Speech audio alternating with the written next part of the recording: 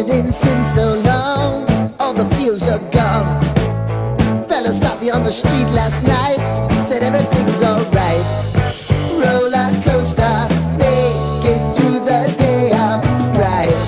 It seems your meal ticket is gone, but life goes on. I could never imagine something better. Yeah, right. Now you're cooking on high heat in the middle of the street. Roller coaster, take me to a better time.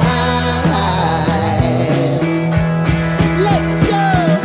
All sing your high line with the roller coaster of life. Yeah. It's time to all choose your timeline on the roller coaster of life. Oh, you seem to easily forget how to place your bet. When everyday life gets you down, you gotta steal the crown. Got to own it. Don't bitch and moan about it, please. God forbid you scrape your knees, and it's nothing to sneeze at. Oh, I've told you over and over again. You gotta get both hands around it and make your own plans. Roller coaster, it's taking over. It's about time. Oh, all sing your high line on the roller coaster of life. You've got to all choose your timeline with the roller coaster of life. Roller coaster.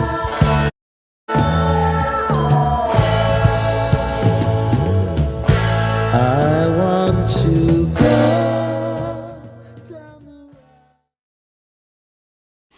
Day number 2 of mandatory minicamp for the Bills is in the books. We'll get more on today as Sal Capacio will join the show at 4. Speaking of Sal, there's no official injury reports this week, but follow on Twitter at Sal Sports for updates on who participated at practice and also some of the keynotes from today. Do have some injury notes around the league. Washington wide receiver Noah Brown carted off the field today, though the exact injury and the severity of it have yet to be reported. And then earlier today in Jacksonville, wide receiver Brian Thomas Jr. had to step away from practice after landing hard on his shoulder. Thomas did return, but did not go back on the practice field. Head coach Liam Cohen said afterwards this was more of a precaution, and that Thomas could have gone back in if need be. NBA Finals return tonight, Game 3. The series is heading to Indiana. The Thunder took Game 2, and the series is now tied at 1 game apiece. Tip-off at 8:30 over on ABC. We do have some early afternoon baseball. The Blue Jays currently in action in St. Louis. They are down 2-0 in the third. Then later on in the evening, just after 7, the Mets host Washington. And at 7:40, the Yankees are in Kansas City versus the Royals. Then the Bisons, they're home against the Clippers. That game will get going just after 6:30. Can be heard on our sister station, The Bet 1520. And then a look ahead to later this week. 3-time Cy Young Award winner Max Scherzer set to get the start on a Friday at home as he joins the Bisons on an injury rehab assignment. That's your Paddock Chevrolet Sports Update. Paddock Chevrolet celebrating 90 years of being your hometown dealership. I'm Zach Jones for WGR Sports Radio 550.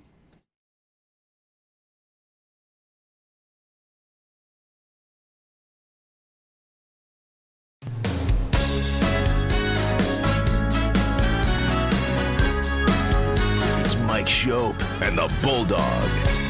Uh-oh. Guess what day it is? Guess what day it is? Huh? Anybody? Monday, Tuesday, hump day is halfway. It's Mike Schopp. Mike. What day is it, Mike? And the Bulldog. Hey, guess what day it is? Oh, come on, I know you can hear me. It's Mike Schopp and the Bulldog. Guess what today is? It's Hump Day. Woo-hoo! On WGR Hump Day! Sports Radio 550. Yep. Just a couple of manly men proving it by each smelling like gasoline right now.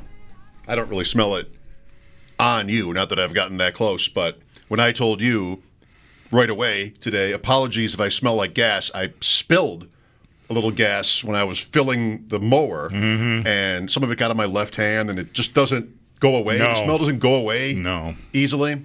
Yes, I've tried soap, but I feel like it's going to linger. Yeah. And then you said, I won't even notice because I might too. Yeah. So that's what you got today out there. Yeah, some holes were closed at the Delaware Park Golf Course today. The corporate challenge is tomorrow, so the tents are set up. So my 7:30 round that should have taken me till about 10:30 got cut short by about an hour, and I walked in the door. I'm like, you know what? Big yard. Get all the gear out. Did you find those rabbits? Here we go. No sign of the rabbits. They moved on. Yeah, I One do, way or another. Yeah, I'm confident that they are living happy little bunny lives. I would say the same thing. Mostly because I just think it would be really weird for a hawk to have even spotted them in my yard. I don't have a big, expansive yard. And just swoop them all up at once? Right, or? like power lines and stuff. I just can't see a hawk getting him. So anyway, and that's the only predator I would really think. I mean, there are occasionally coyotes in my neighborhood, but not at 10 o'clock in the morning. Yeah, right. So I'm confident the bunnies are alive. Yeah, but yeah, so all the my hands just sort of, they have that dirt smell kind of. Oh, dirt and gas. We did the stuff. We did the stuff. You want to get it done when it gets this time of the year. When it seems like it might be nice out. You don't want to wait until Saturday. No, with that stuff. No. Like we're lucky we don't have to be here till now actually, and so that gives you a lot of time to avoid having to spend a Saturday, doing all that muling around the yard. I got it done today, so I'm especially if you're clear. Driving every Saturday. Well, right, so that's even more important to get it done when you can get it done. Right, I'm just recreating locally. That's so my plan. I spent some time today when I wasn't pouring gasoline on my left hand. When I spent some time today looking up Bills bets. Now, I'm sure you've heard, everyone, maybe not everyone, but I'm sure you've heard the thing about how the Bills are favored in every game. Mm-hmm. Wow, by the way, right? Every game. They have good teams on their schedule. The best teams are all here, though. I think Baltimore, Kansas City, Philadelphia, now, they'd be underdogs on the road in all three. Certainly Baltimore and Philadelphia. I'm inclined to agree. I think Kansas City even, too. They have Cincinnati would be a little different, maybe. They have been favorites at the Chiefs in the regular season more than once. Like, they've earned that. It's week 12 anyway, I think, or week 10. Week 9. Week 9, yeah. Week 9 is Kansas City. So I reached out to Sam, because I looked at FanDuel, is there a site that is offering spreads on every game? Because you hear that they came out, but he said, are they actionable? Yeah, can I bet on week 12 right now? And he's like, no. None of the big sites have offered that yet. I don't know when that happens, but I feel like that's a cool idea, because in fantasy, what we're trying to do is, right, so why draft so early, right? To most fantasy players, June is way too early to be drafting. I mean, I'm drafting in March. Through training camp, guys will get hurt. Right. Yeah. It's way too early. How could you possibly draft this early? One, you're drafting against people who are also drafting this early. Everybody has the same information. Right. And two, and I've learned this from the experts I mingle with, what you're really trying to do more than nail your best picks, everything like that. What you're really trying to do is guess who's going to move up. And you might have a reason for thinking he'll give you an example. And I don't want to make this about fantasy, but just to give you an example of the kind of the concept. Christian McCaffrey. Christian McCaffrey in drafts has been going until recently early second round. Which is kind of late for him? Well, yes. Because if we get to the summer, we get to training camp, and there's no issue with his health. Mm-hmm. And, you can only trust that so well because last year we didn't hear a lot about it either, and he missed 10 games. But the reports are he's got a spring in his step, and he looks great, he feels great, he great summer training, spring, whatever, all the stuff. And he says it too. That'll push him. And then the fantasy player goes, wait a minute, if Christian McCaffrey is actually Christian McCaffrey, he might be like the first pick in the draft. Right. So he's not going to get that high, but he's already moving up to like mid to late first round because people are closer to the season without hearing bad news. Right. So the whole thing always has been very similar to gambling, but this is like a futures bet. Exactly. Right? On Christian McCaffrey. We might have the same opinion of Christian McCaffrey, but if one of us, let's say you in this case, is like, actually, by the summer, everybody's going to hear like there's no bad news and he's amazing, and why don't I just draft him way earlier? Mm-hmm. So that's the point. And I think with these single game point spreads, I think of a conversation I had years ago with Warren Sharp about this, how this is what you're trying to do. This is what Sam would say, I'm sure, is if you think news is going to affect, and that could also be like how the season is going, if you're talking about a game in December, is going to affect the line, well, you might want to bet it one way early, and then if you're right, whatever it would be, you expect a certain team to be better or worse than consensus, the line changes because you're right if that happens, and then you've got a different number when you get to the week of the game. Make sense? Yeah. I know it makes sense to you. So it is what it is. The big sites, I guess, I don't know of a way to bet the Browns game in week 16 or whatever that is, 15 or 16. But there is a site, and maybe there are several. One is called Sportsbook Review that has a line for every game. Somebody, if they're telling you the Bills are favored in every game, they've got to have some justification of that. There's got to be some physical proof of that somewhere. Maybe in Vegas, you could go to a book and bet these games. Yeah, right? Week 9, whatever. Yeah. It's incredible enough, right? Is that a too big a word? That the Bills would be favored every week. It's even more incredible than that, though, I think, having looked at the entire season, because not only are they favored this is from Sportsbook Review, say what you want. It's good enough for me.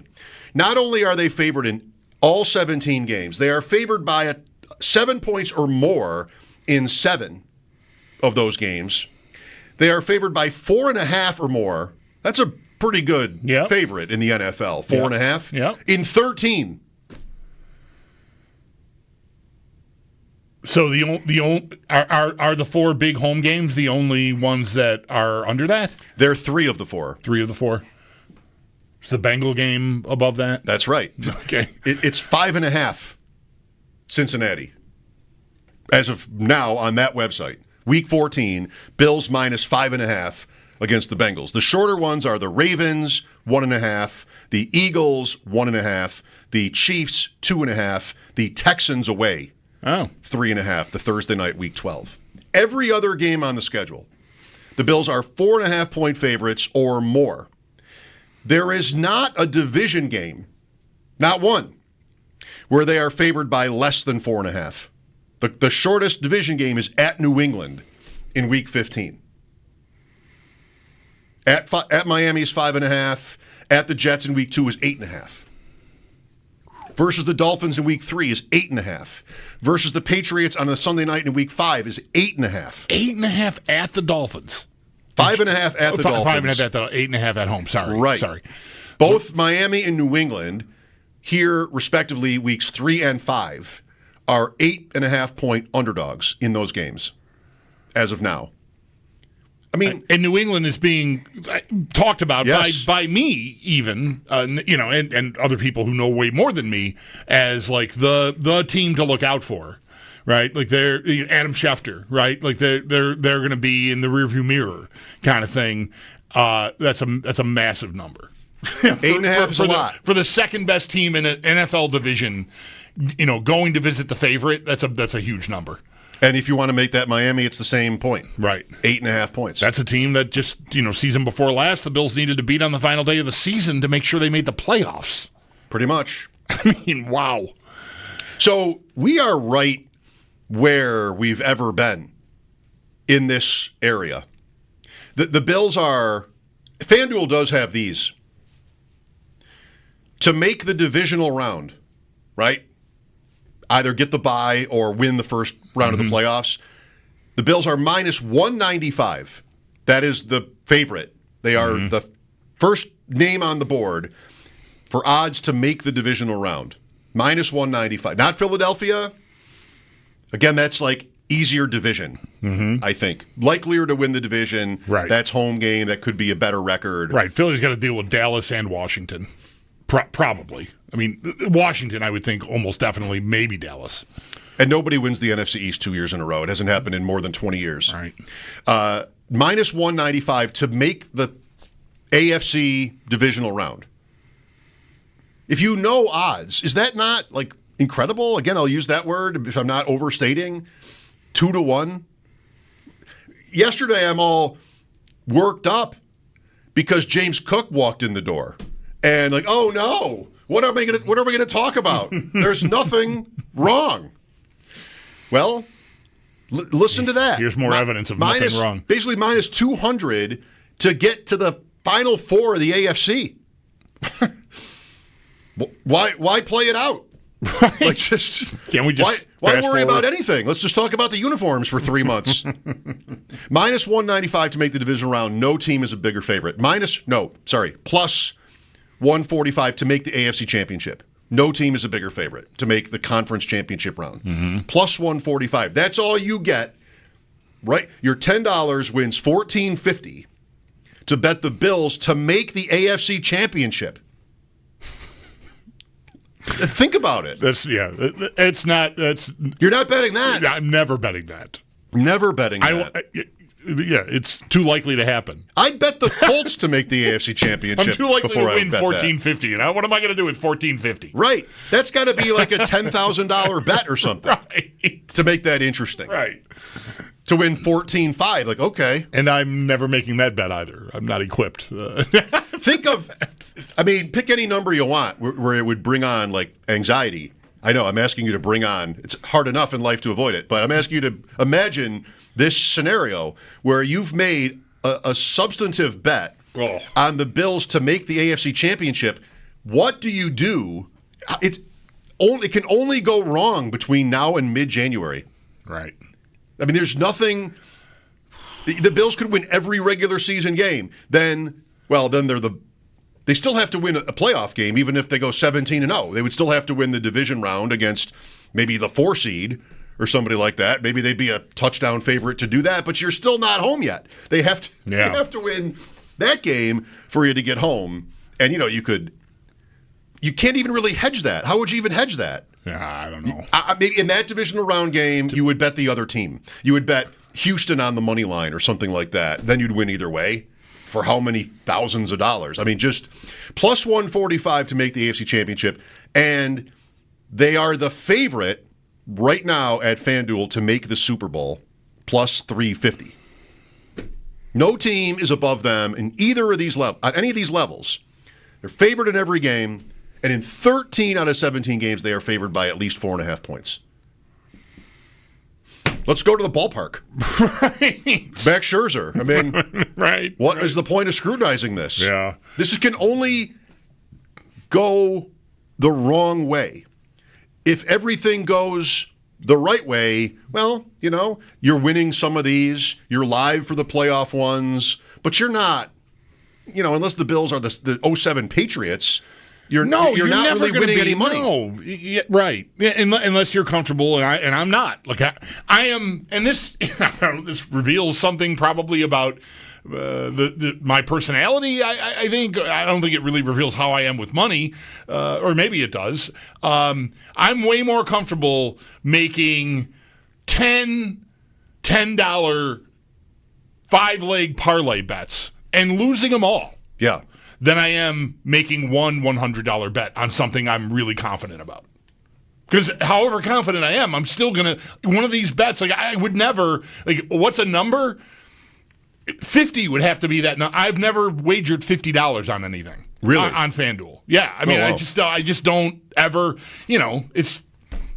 I like to build these silly constructs where I hit it big if I get 4 things right, which you've won on many times. I've done enough of it. But I have not ever. I'm happy about this about myself because it could get tempting. You hit a couple of those and think like, well, if I put in 50 instead of 10. I know. You're right. Like, no. Which is the first thought I have every time I win a bet. Right. How sad is that? Yeah. Every time I win a bet, my thought is, why didn't I bet more? Yeah.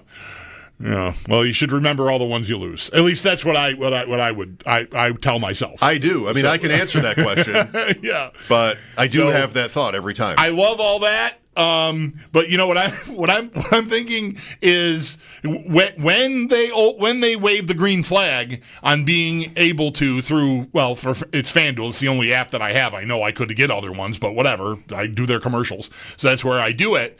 And whenever they wave the green flag on being able to bet the individual games, I would want to pick out 6 or 7 of my favorite ones and put them all together. That's what I would do rather than bet one at a time. I would just, okay, which of these am I the most confident in? And let's just put them all in there and maybe I'll get the benefit of something going really well for the Bills, better than even imagine, which is hard, I think, to fathom given everything we've just talked about for the past 15 minutes. But still, maybe.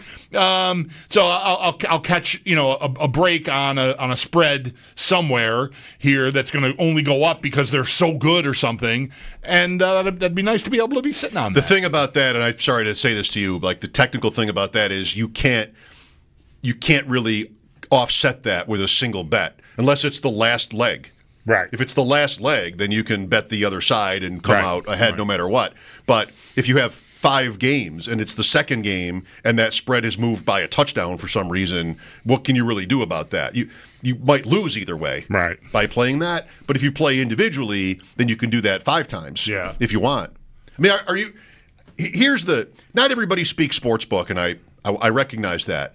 It's not really a betting point. It's a point about – because the betting markets reflect objectively what people think of your team. I've made this point 1,000 times, good times and bad. People are excited about – LaShawn McCoy, I don't think anybody cares that bets on football.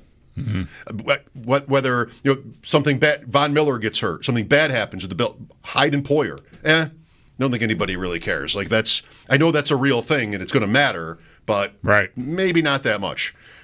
The betting markets are honest, and they tell you sometimes what you don't want to hear if you're just if you're a fan, right? So. It's not about the numbers or anything. It's really, I think, about we know they're established as really good. I mean, we don't have that question. Allen and the rest of it, we know what it looks like. The division is considered so soft that it moves the Bills ahead of teams like Baltimore and Kansas City and Philadelphia, who don't have, we think, the same luxury. And that is what separates the Bills from those teams. Right. And I don't know, are there others? It separates them from those teams in this area and gives you basically their favorite in everything. I think if you fail to recognize that point, even I think a diehard fan would be like, all right, this sounds like a little much. Mm-hmm. Favored in every game. They're not going to win every game. Favored to win the AFC championship. Favored to make it. All of it. Wow. It really has to be thought about that Miami, New England, and New York are maybe not better than 500 teams. Right. That absolutely a very recent example of that would be if people were paying attention to the odds as the playoffs were just beginning in the NHL. Carolina had the shortest odds to win the Cup, and it was all about their pathway. They drew the Devils and then the Capitals, I think. That's right. And they're gonna cruise to the conference final, and so they kind of did. You get 2 series out of the way, and are they the best team? No, but they've got the easiest pathway to being 4 wins away from making the final. And so, therefore, we're going to slap the lowest number on them because they're probably going to get there. And then, who knows, overtime games or whatever, and maybe they make it. And, so we're going to recognize that. And that's what the Bills are getting, with the division especially. Really, that's it. I don't think the rest of the AFC is perceived as soft with Kansas City and Baltimore and Cincinnati maybe rebounding. But the division, that That's the 3 months of the season, 4 months of the season is that. It's winning the division. And that is for seeding, and that just permeates through everything and informs everything that you're talking about. From a likelihood of them going on a championship run. I think one question to debate is basically, is this accurate? Like, is this how you feel that the division? Like, would you take the Bills going 5-1 in the AFC East? Yeah. Me too. Yeah. I wouldn't just. Yeah. You wouldn't take 4-2. No. Would the Chiefs take going 4-2 in the AFC West? No. Probably not. Would the Ravens take 4-2 in the AFC North? That's a heavier lift. Both of those are they've got 2 games with the Bengals. Like that's tough. Last year, I think they went 4-2 in that division and swept the Bengals in shootout, crazy games. Right. They easily could have lost, but they didn't. But they did lose to Pittsburgh. Yeah, and they did lose to Cleveland, I believe, last year. What did the Bills do? They lost at New England in the end. I mean, the Jet game in the end counts in this. For whatever that's worth. Yeah. They could lose that game by resting just starters. Like they did the New England game, right. Like they did New England. And they won everything else. Right. Swept Miami, swept New York. Split with New England. Why can't I remember the New England home game? Was it late? I'm going to have to look. Yeah, it was late. It was was it like 2 of the last 3 weeks or whatever that was? Was that last year? New England games were both late.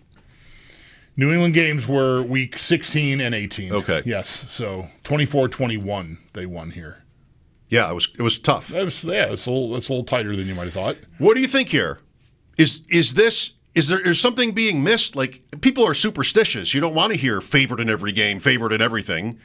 And you can think maybe this team is on its own worth that, deserving of that, or maybe not. Maybe people have enough questions about certain Bills things to be like, slow down. We'll talk about it some more. 803-0550. Sal Capacio out at the minicamp practice today. We'll talk to Sal today. Brian Koziol gives his picks on the U.S. Open later. That starts tomorrow. Mike Schopp and the Bulldog here. We'd love to hear from you. Phones are open. This is WGR.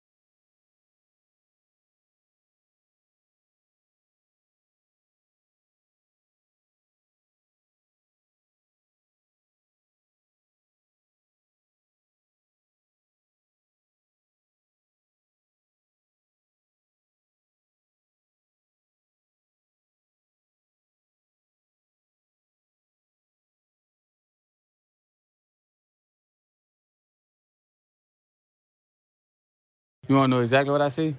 And that's trash. You got to be better. Simple as that. Like, you got to be more efficient here. You got to get out of this break. You got to stack your DB. You got to give Josh more room to throw the ball. You got to catch that. You got to make that block. You got to get that extra effort on the touchdown block. If Jimbo break it, he up the sideline. Just different things like that. Calling out everything that you're doing wrong to make it right. Keon Coleman. Sounds like he's really hard on himself after games. That's what he's talking about, is how he reflects after games, I think. I don't know. Give yourself a little pat on the back once in a while, Keon. That's what I would say. Everybody's got their own ways. One of my ways is looking for tickets to Friday's Bisons game. Mm-hmm. That's what I'm in the middle of, during the break anyway. I think I know where I'd want to sit. And there are seats available. Maybe they'll just go. Christian Benford's going to throw out the first pitch Friday. Friday's down there more active, and you've got maybe some. I don't know the forecast, but Max Scherzer. This is my number one thing about the Bisons, like going to Bisons games, is either there's a kid like Guerrero was coming through, or there's a legend coming down to play for them. I don't know how many innings they'll want out of Max Scherzer, but I'd want to sit. I have the seat map up right here as we're speaking. I'd want to sit. It's like 116, 118, right by the bullpen in right, because you're like, he's right in front of you warming up. It's like light showers in the evening. Friday, yeah. Light. We can handle that. Light showers. We can handle light showers. It'll be refreshing. Well, it'll be refreshing, yes. Hopefully. It's the best I can do for you. Hopefully they don't scratch him because it might rain. I don't know. Right. Was it a toe injury he had? So he pitched like for 5 minutes for Toronto, and then he went out right at the beginning of the season, and he hasn't been back. Yeah. This is his way back. I didn't even know that he had done that. I think I remember him getting there, but I don't remember how it started and what happened. So I knew he hasn't been playing. So it's nice that he's going to start the comeback trail in Buffalo on Friday night. Yes, it is. One of 6 pitchers to win the Cy Young Award in each league. 6. He also has a World Series win, like a team, a ring from a team in each league. And the American League team is different. He's been in a lot of places. Arizona in the beginning. Mets. Right. Texas, he won the world. He was on that Texas team that won. That's the ring, in the AL anyway. Yeah. His NL World Series win and Cy Young win, Washington. I think that's the team I would think of him pitching for first, or the Bisons. Sure. If I'm in there on Friday, which is possible. He's been so many places now that I don't. Did he start in Washington? Is that where? Or Detroit? Arizona. He started in Arizona. I feel like he's been everywhere. I know, because I drafted him in an NL-only league when he was a rookie. And in this league, when they go to the other league, you lose them. Like, you can get compensation, but you don't get to keep the player. So I had Max Scherzer for like maybe 2 years, and then he was traded to Detroit. I think that's what happened, and I lost him, and I never got him back. All right. I never got Scherzer back. So I think Arizona, I'm not positive. I'm pretty sure. But the 6 pitchers, do you have a guess? You want to play? Well, Halladay would be one. That's right. Right? Phillies and Toronto. Yep. These are pretty... There's maybe only one name here that you wouldn't get. I mean, if you had time to think about... Like, it's greats. Right. Yeah.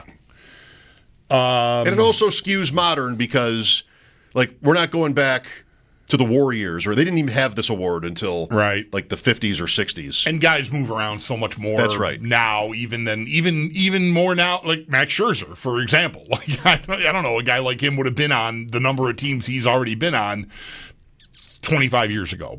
Probably not. No way. So you had to be Reggie Sanders 25 years ago to play for this many teams. Right. First, welcome to the show, Reggie Sanders. First time in a while. You know what? I'm going to just retire on Halladay. You got it. Who are the other 5? No lies told. Roger Clemens, Pedro Martinez, Randy Johnson, Gaylord Perry. Perry, I thought, could stump you. Yeah, I probably wouldn't have gotten to him because he became talk about a guy who played a lot of places. Let me take back he wouldn't have played that many places because Gaylord Perry, like old timers games, has got the jersey with 20 team logos on it. So yes, but the journeyman nature of his career, at least how it came to be when I knew of him anyway. Mm-hmm. I would never have thought of him as a dominant pitcher. Like dominant enough to win Cy Youngs in both leagues. Yeah. But playing in both leagues, of course, sure. Clemens was Houston his NL, like before Houston left the NL and became AL, he went there and won? Yes. And he won in Toronto, I think, too. Oh, geez. But the most amazing thing about Clemens is that he won the Cy Young Award 17 years apart. Wow, yeah, that is incredible. Boston and Houston, were 17 years apart. Yeah, those were all really gettable. I should have dug in a little. I was thinking about Clemens, but I couldn't remember if he won it in Houston or not, so I didn't want to get a wrong guess right out of the box. Gaylord Perry won the Cy Young for Cleveland in 1972, leading the league in wins. I think they were probably voting more based on wins in those days, but his ERA was under 2. That was like a pitcher's year. I think, and that because 24-16, 192. The show has never sounded older than that as a pitching stat line for a season. 24-16, right. 192, 41 starts, 20 40 decisions, 29 complete games. How many leads the league now? 5, 3, 5? Yeah, I don't know. It's so rare. He had 29. He had 25 or more complete games 4 years in a row, 72 through 75. And he won the Cy in San Diego in 78 when Guidry won. In the AL? In the AL. All right. How many, can I have a minute to check? How many complete games last year did you need to lead baseball? I'm going to guess it's under 5. 3 is my guess. Oh, I clicked the wrong button. I've got the single season. Well, while we're here, the all-time record is 75 in a season. Will White. Maybe that was for the Bisons. Is that in the 1800s? Yes. Okay. So in the 1800s. Complete games year by year. Has the show ever sounded older? I know. Last year, Framber Valdez led baseball with 2. 2? My God. One pitcher. Right. In baseball last year through 2 complete games. He's no Will White, that Framber Valdez. Oh, that's right. Yeah. No question about that. No siree. Well, Scherzer's a cool thing. Yeah, for sure. And that's absolutely sure. It's when the kids were little, the Star Wars night, like some kind of special event, all the mascots or something like that. That's going to be hey, let's get to a Bison game. But for sure, it's nice when it coincides. I mean, not that Jamie Moyer is Scherzer, but he pitched on Star Wars night one year. It was a visiting player, so he wasn't on the Bisons, but still, that was pretty cool. Like, I'm going to the game already, and somebody who's pitched in hundreds of major league games is starting pitcher tonight. That's pretty cool, even if he's at the tail end of his, career. You're going to say storied career so and then held off? Yeah, I don't know what I wanted. Was there. Jamie Moyer's career storied? No. I might say different. Yeah. Saturday is Ninjago Day at the ballpark, by the way. We had a Ninjago phase. Sensei Wu. We might have gone to a Ninjago night at the ballpark. Is Ninjago, if they had them back Ninjago cards? No, it's just Lego. It's Lego. I wasn't ready for this question. Okay. It's Legos. It's like just it's like a comic superhero stuff. Right. Sensei Wu is kind of the grandmaster. He is all-knowing. The other people have different powers. I just remember some stuff with cards. Every one of these is the same. With cards and then these Cars? Cards. Okay. But not Pokemon. It was something else, I think. Okay. Yeah, I don't know. I don't either. We had some dumb stuff. Did you hear about Bruce the Bat Dog since we're on baseball? Is Bruce the Bat Dog been called up? Yes. I never heard of Bruce the Bat Dog, but Bruce the Bat Dog, which is fun to say, try it. Bruce the Bat Dog. So Bruce the Bat Dog I feel happier already. Is out of Rochester. All right. And he goes and gets the bat. after every at bat, I guess. I don't know if it's every, but that's his thing. Is Sure. He's the bat boy. He's the bat dog. Goes and gets the bat. I like it. Bruce. They called him up to Washington. What says minor league baseball more than having a dog as the bat, like a bat dog? I think a lot of things, maybe, but it's up there. It's something that could basically spell it out. Him being called up to the majors sort of flies in the face of that because it's not relegated to the minor leagues. He's getting a shot at the show. Will Bruce be able to take will his game translate to the majors? Will he know like his way around Nationals Park? Maybe they have time to sort of show it to him. I hope he's not thrown off by a bigger crowd. Yeah, maybe there's that to consider too. Maybe I shouldn't assume a bigger crowd because a lot of games you watch on TV, there aren't a lot of people there. You got to make sure a dog just knows what not to do when he's on the field. Well, sure. Right? There's some things you probably want to make sure you've that field, Bruce. I'm not going to be the only one to tell you is not potty land. All right, that field is not potty land. Yeah, you gotta not do that. We have potty land at my house. We have potty land. I cut potty land today. Yeah, the gas on my hand, the whole thing. Right. And we tell Margot potty land, and then we say, well, really just myself trying to find ways to amuse myself in this troubled world. Right. New exhibits daily. I love new exhibits daily. I have to. If that's bragging, what can I say? I own it. I love telling Margot new exhibits daily at Pottyland. Come on, Margot. We got to put a new exhibit up, down, whatever. Time for a break. Don't you agree? Sal Capacio will join us in 20 minutes. Bisons.com if you want tickets tonight, tomorrow for Scherzer on Friday through the weekend. Mike Schopp and the Bulldog, WGR.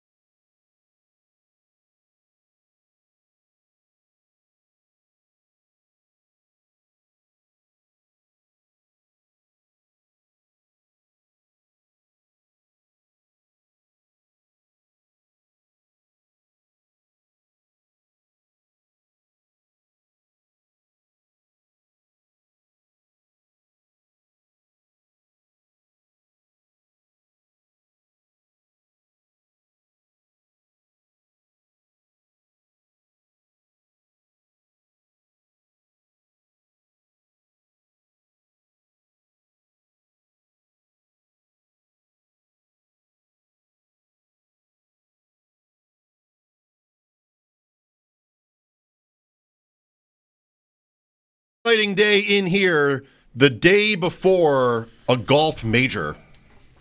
And it is up to Brian Koziel later on. Usually we do these at 6, all times Eastern, and that is the plan today. Brian will lay out his thoughts on the U.S. Open, which starts tomorrow, and pick his 10 guys. Not controversy, but we changed the payout structure a couple of years ago. So you don't win as much if one of the 3 favorites wins the tournament. And that's kind of always what's happening now.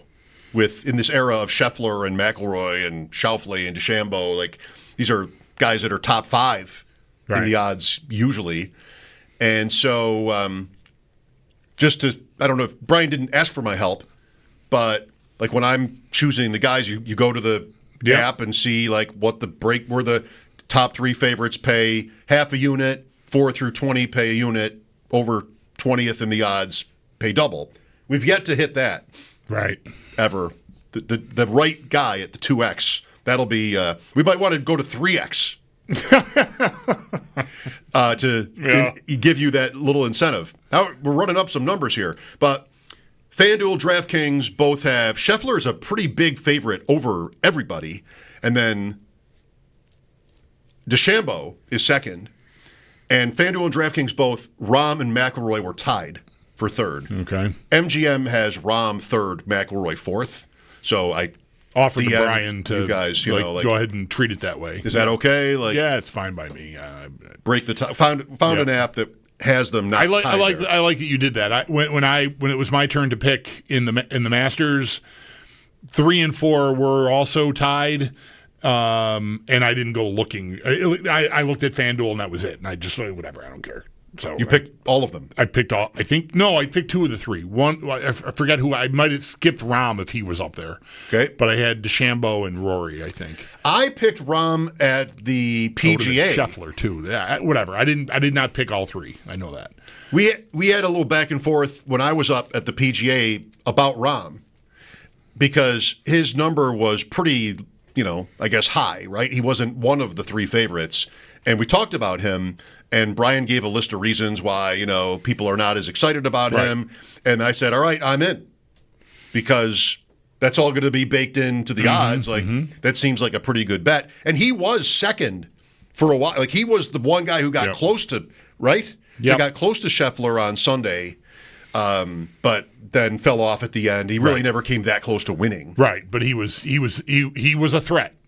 He was a threat. For a while there. Yeah. What do you think Brian should do today? Pick the top 4, all of them? Would you leave anybody out for a certain reason? Hard to leave out Scheffler. It is. I would be tempted to leave out Rory. That's a hard guy to leave out because I think most people who are golf fans like him. I'm sure he has his share of detractors because everyone does. But he seems like a pretty popular, universally, admired. I don't know. I'll stop short of beloved here, but whatever. I think he's a popular player. But I just sort of feel like the Masters was such a catharsis for him that it's. If I were my turn to pick, maybe we'll see how he plays in this one and up until the Open when I pick again. But I would just be tempted to just say you had your year already. Like I just think that was such a release for him that sure you could feel confident and buoyed by that and be just momentum and all that. I just think it's likely to be a big come down. Like I accomplished this, broke the drought in the majors, accomplished the career Grand Slam at that, and okay. Exhale. Like I wouldn't bet on him right now. Missed the cut in Toronto. Right. Pretty badly. Yeah. Right. 9 over or something. Yeah. So I don't know. I'm not basing it just on that. And he has played some good golf since he won, but I just would be worried about him in a pressure situation. I think it'd be pretty easy to just go, even at the level that these guys are operating at. I just think it's easy to just. Yeah, next time. Or whatever. Well, just WE the whole thing. I've got the career Grand Slam. I'm all set. Whatever. WE. I wouldn't pick him this time. I'm curious to see what Brian does and what he thinks of my and guess here. Appreciate the context here. Like, it's a case, you can't pick everybody. Right. So you're trying to pick 10 guys, and you've got open winners down the list that pay more if Although you win. And him not being in the top tier makes it harder to pass him up. If he were in the top 3, I would probably skip him. But he pays full, like that'd be a regrettable miss if you passed on him, I think, and he's in the full tier. Yeah. So that's tempting. There's also, and I have no idea if this would occur to Brian, but it would occur to me, and I'd have to push it off. He's 0-2 this year, Brian. Oh, right. Because we both hit Masters and PGA, so maybe your instinct would be, I know, listen to me, right? I'm analyzing this game to this ridiculous level, but you might be like, want to play it a little safer because you're down. Right. You're down 1 unit because we both wins won were with both favorites. Yeah. Half unit wins. Still, though, I just can't wait. Winning. Can't wait till it begins, and then I can start rooting for everyone to, hit balls into the church pews and break their ankles on sprinkler heads. Yes, that Brian picks. Really, this game. You have a rooting interest in every shot. Right. It's so good. Sal Capacio after the update here on WGR.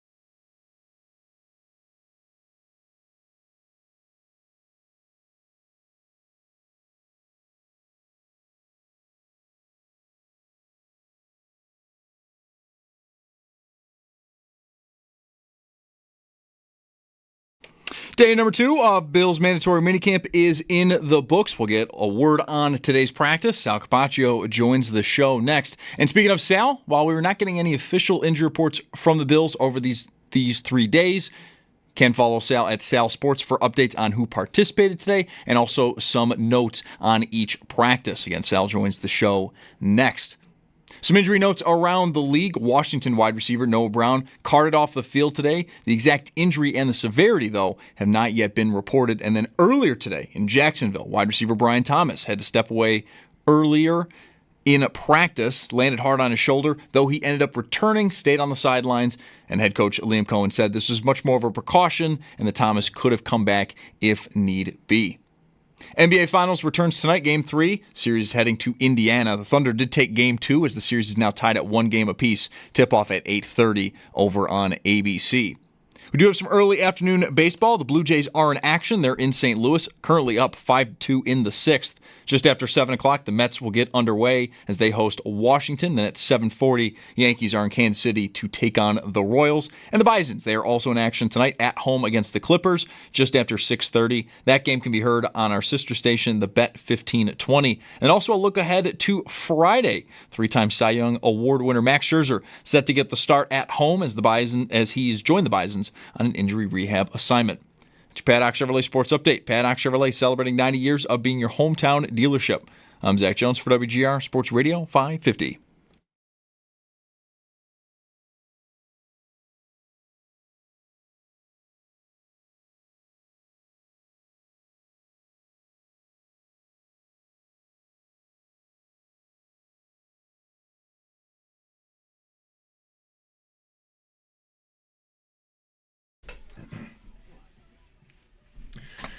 Minicamp this week.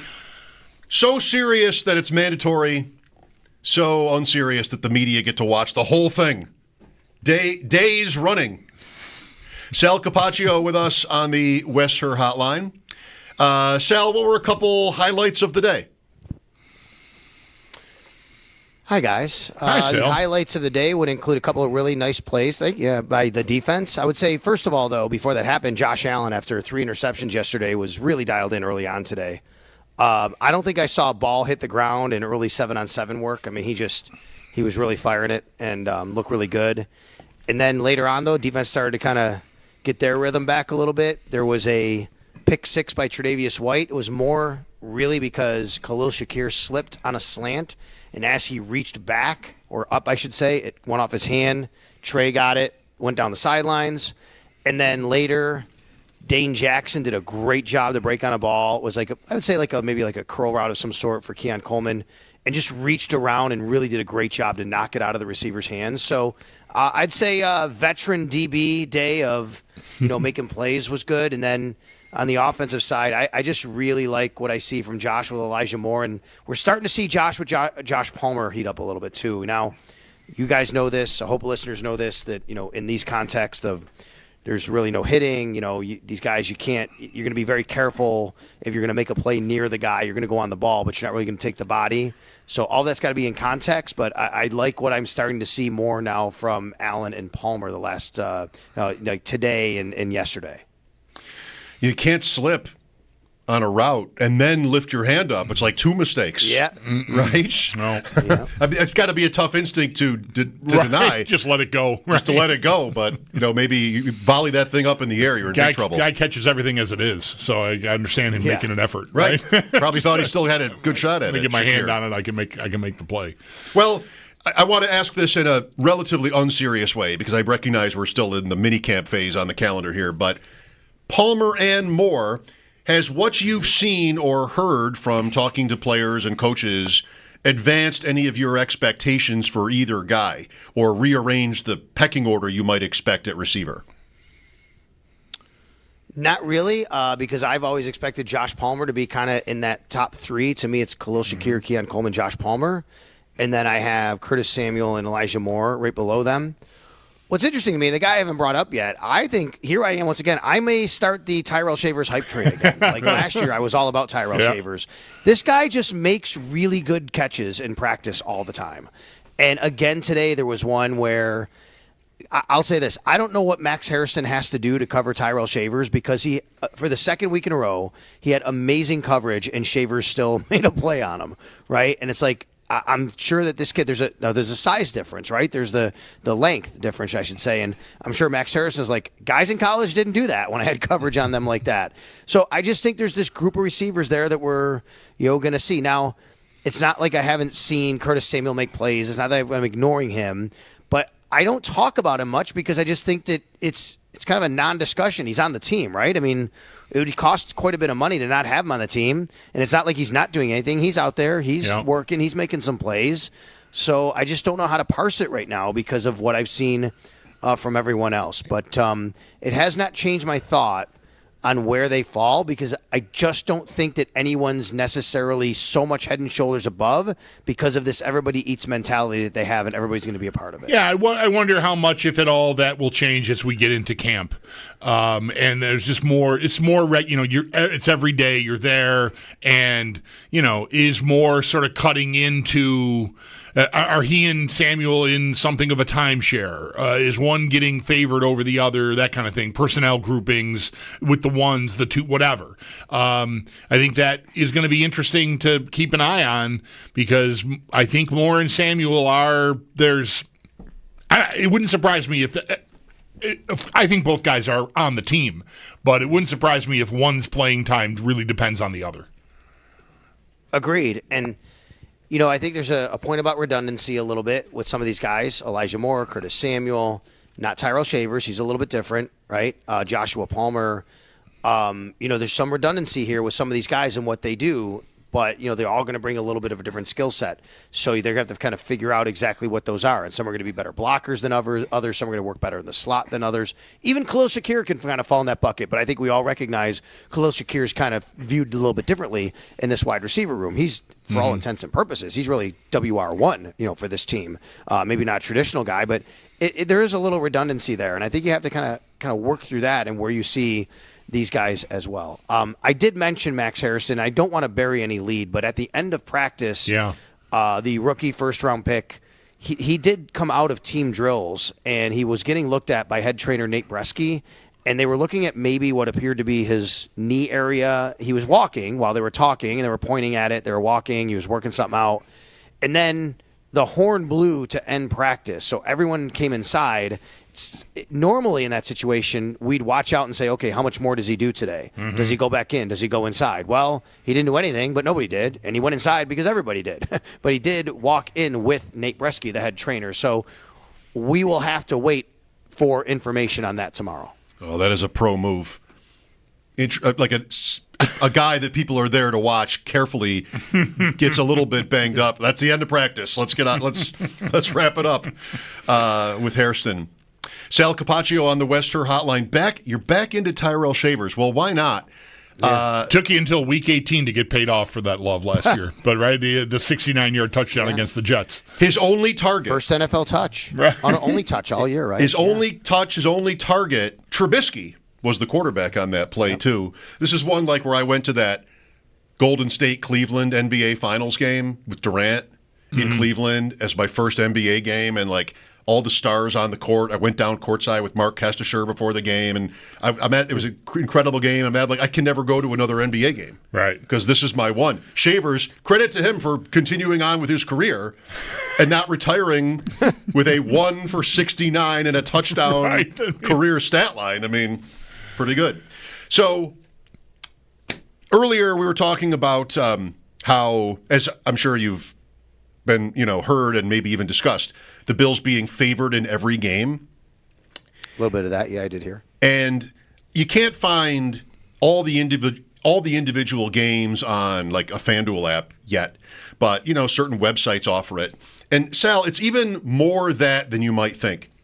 Not only favored in all 17, but a 7-point or more favorite in 7 games, 4.5 or more in 13 of their 17 games. Clearly, all this stuff, including make the second round odds, championship game, Super Bowl, is obviously a reflection on them, but also the AFC East. And relatively speaking, I think what this reflects is objectively, people are just really down on the Bills' competition in this division. Like maybe they're all teams that don't even finish above 500. Who knows? Do you think that maybe that's a little bit much to think that the Dolphins, Patriots, and or Jets are just kind of like, going to roll over this year, to put it one way? Maybe. I mean, maybe there's a little too much of that when it comes to those teams. But I understand the thought process of, who's challenging the Buffalo Bills right now in the AFC East, right? I mean, the Dolphins have kind of had their chance, been who they are, and I don't even know if people expect them to be any better than what they've been, given some of the changes they've gone through, the health of their quarterback, question marks there. The Jets could be honestly worse. I mean, they won 5 games, but they might be in full rebuild mode as they try to work through, changing over their entire roster, front office, coaching staff, everything. And then the Patriots, I think everybody expects the Patriots to be better. But how much is better for them? What's their ceiling?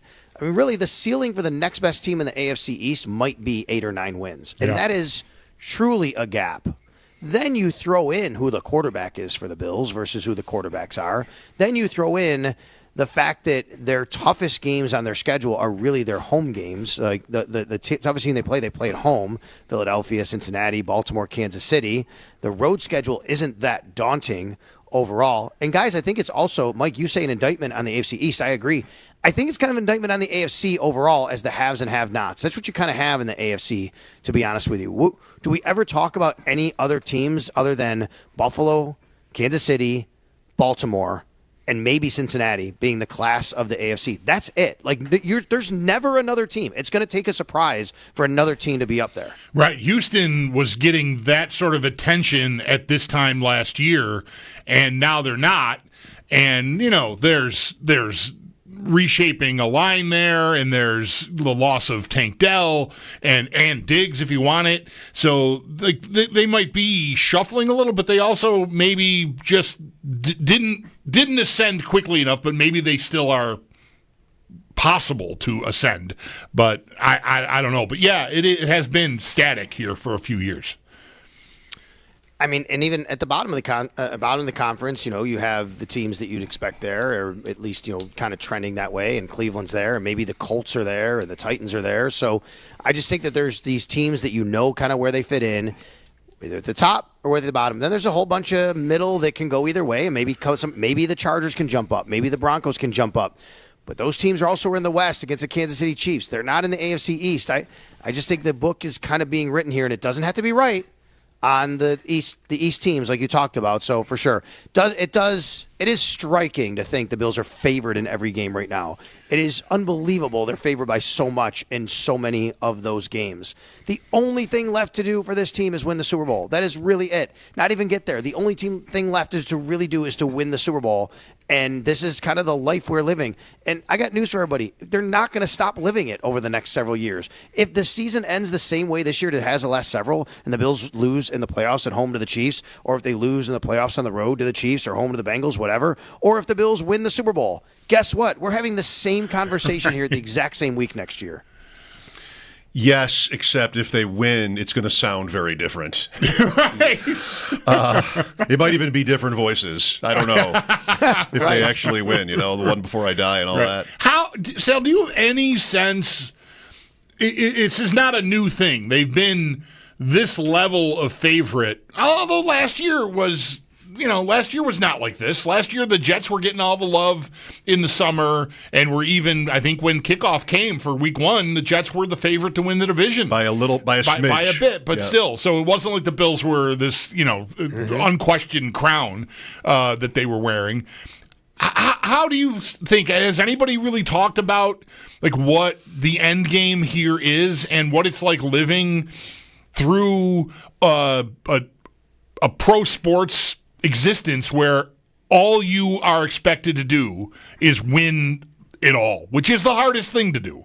But that's the only thing that's going to satisfy everyone, and that's a really tough place. That's a tough way to live, I think. I mean, it's great. It's a compliment, but it is, I mean, there's no wiggle room, really. No, I think you've probably gotten answers to that, Bulldog. If I think back to things that Brandon Beane has kind of said or Sean McDermott has said recently over the last couple of years, like they know that, right? They know, but what their message always is you're going to keep, and I think Bean actually addressed this offseason, which is you're still going to keep swinging until you knock the door down. Like that's it's the only thing you can do. It's the only thing you can do is keep swinging until you knock the door down. Yes, there is pressure there, but it's the pressure you live with. It's the pressure you created. It's the pressure you want, and it's the pressure you're kind of comfortable with now. I think, being the team that, let's be honest, the quarterback who is the best who hasn't won it, the team who's been the best team that hasn't won it, and not just in football, maybe throughout sports this goes with the Buffalo Bills right now. Sure, there's a certain stigma to that and some sort of pressure that you want to pop the balloon and finally have that off your shoulders. There's no doubt. But I'll go back to what I said. No matter what they do this year, they'll have that same expectation next year. I don't want to sound like Mike Tomlin, right? He has created the saying, but it is the standard now. That's what it is. It's the standard. The standard is for this team to be okay. Remember, I just said a while ago, the one thing they haven't done is get to or win a Super Bowl. Mm-hmm. The one thing they haven't done on the way is get the 1 seed. Right. That's still a goal that they have not achieved in this era. They have not been the 1 seed. And what the 1 seed gets you is that week off, and then you play one game in order to host the AFC Championship game the next week. And I know that happened last year. I know last year they were at home, and they went on the road. They've been to the AFC Championship game. They have not done that. They have not been to that point. And that is the one thing that they are still swinging for. I mean, last year was especially cruel in that respect. Because really, you couldn't ask for anything more from them. But it was never really a race. But, well, it was okay. Like, it was, they never caught up. Like, they're sitting there at beating Kansas City at 11-2 or something, and they're still back. And Kansas City just, through these kind of lucky, unimpressive wins against terrible teams sometimes, just would not lose a game. And it's not hard. I mean, maybe I'd be biased. It's not hard to imagine the Bills getting there had they been at home. I know they lost the year before, but, last year's team was better. Like, it's not hard at all to imagine that. It's hard to imagine them beating Philadelphia, maybe. I also wouldn't imagine them getting blown out. The Chiefs were just not that good. So that's been especially cruel. The Chiefs go on the road the year before and run through the Bills and the Ravens, and just, I know it's a lot.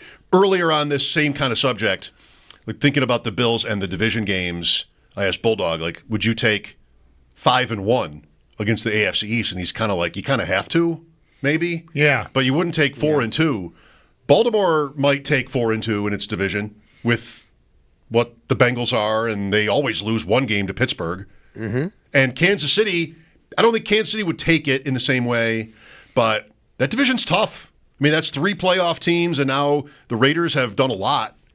So I think 4-2 in the AFC West isn't bad for Kansas City this year. So last year was especially cruel in that 1 seed context. This year, maybe, it breaks right. I think if you're looking at Kansas City, there is a element of, okay, you think the Chiefs could kind of drop back a little bit because of, just the Chiefs and attrition and things like that. And we've seen a little bit of that, even though it didn't come to fruition last year. They were in all those close games and they wound up winning in the end.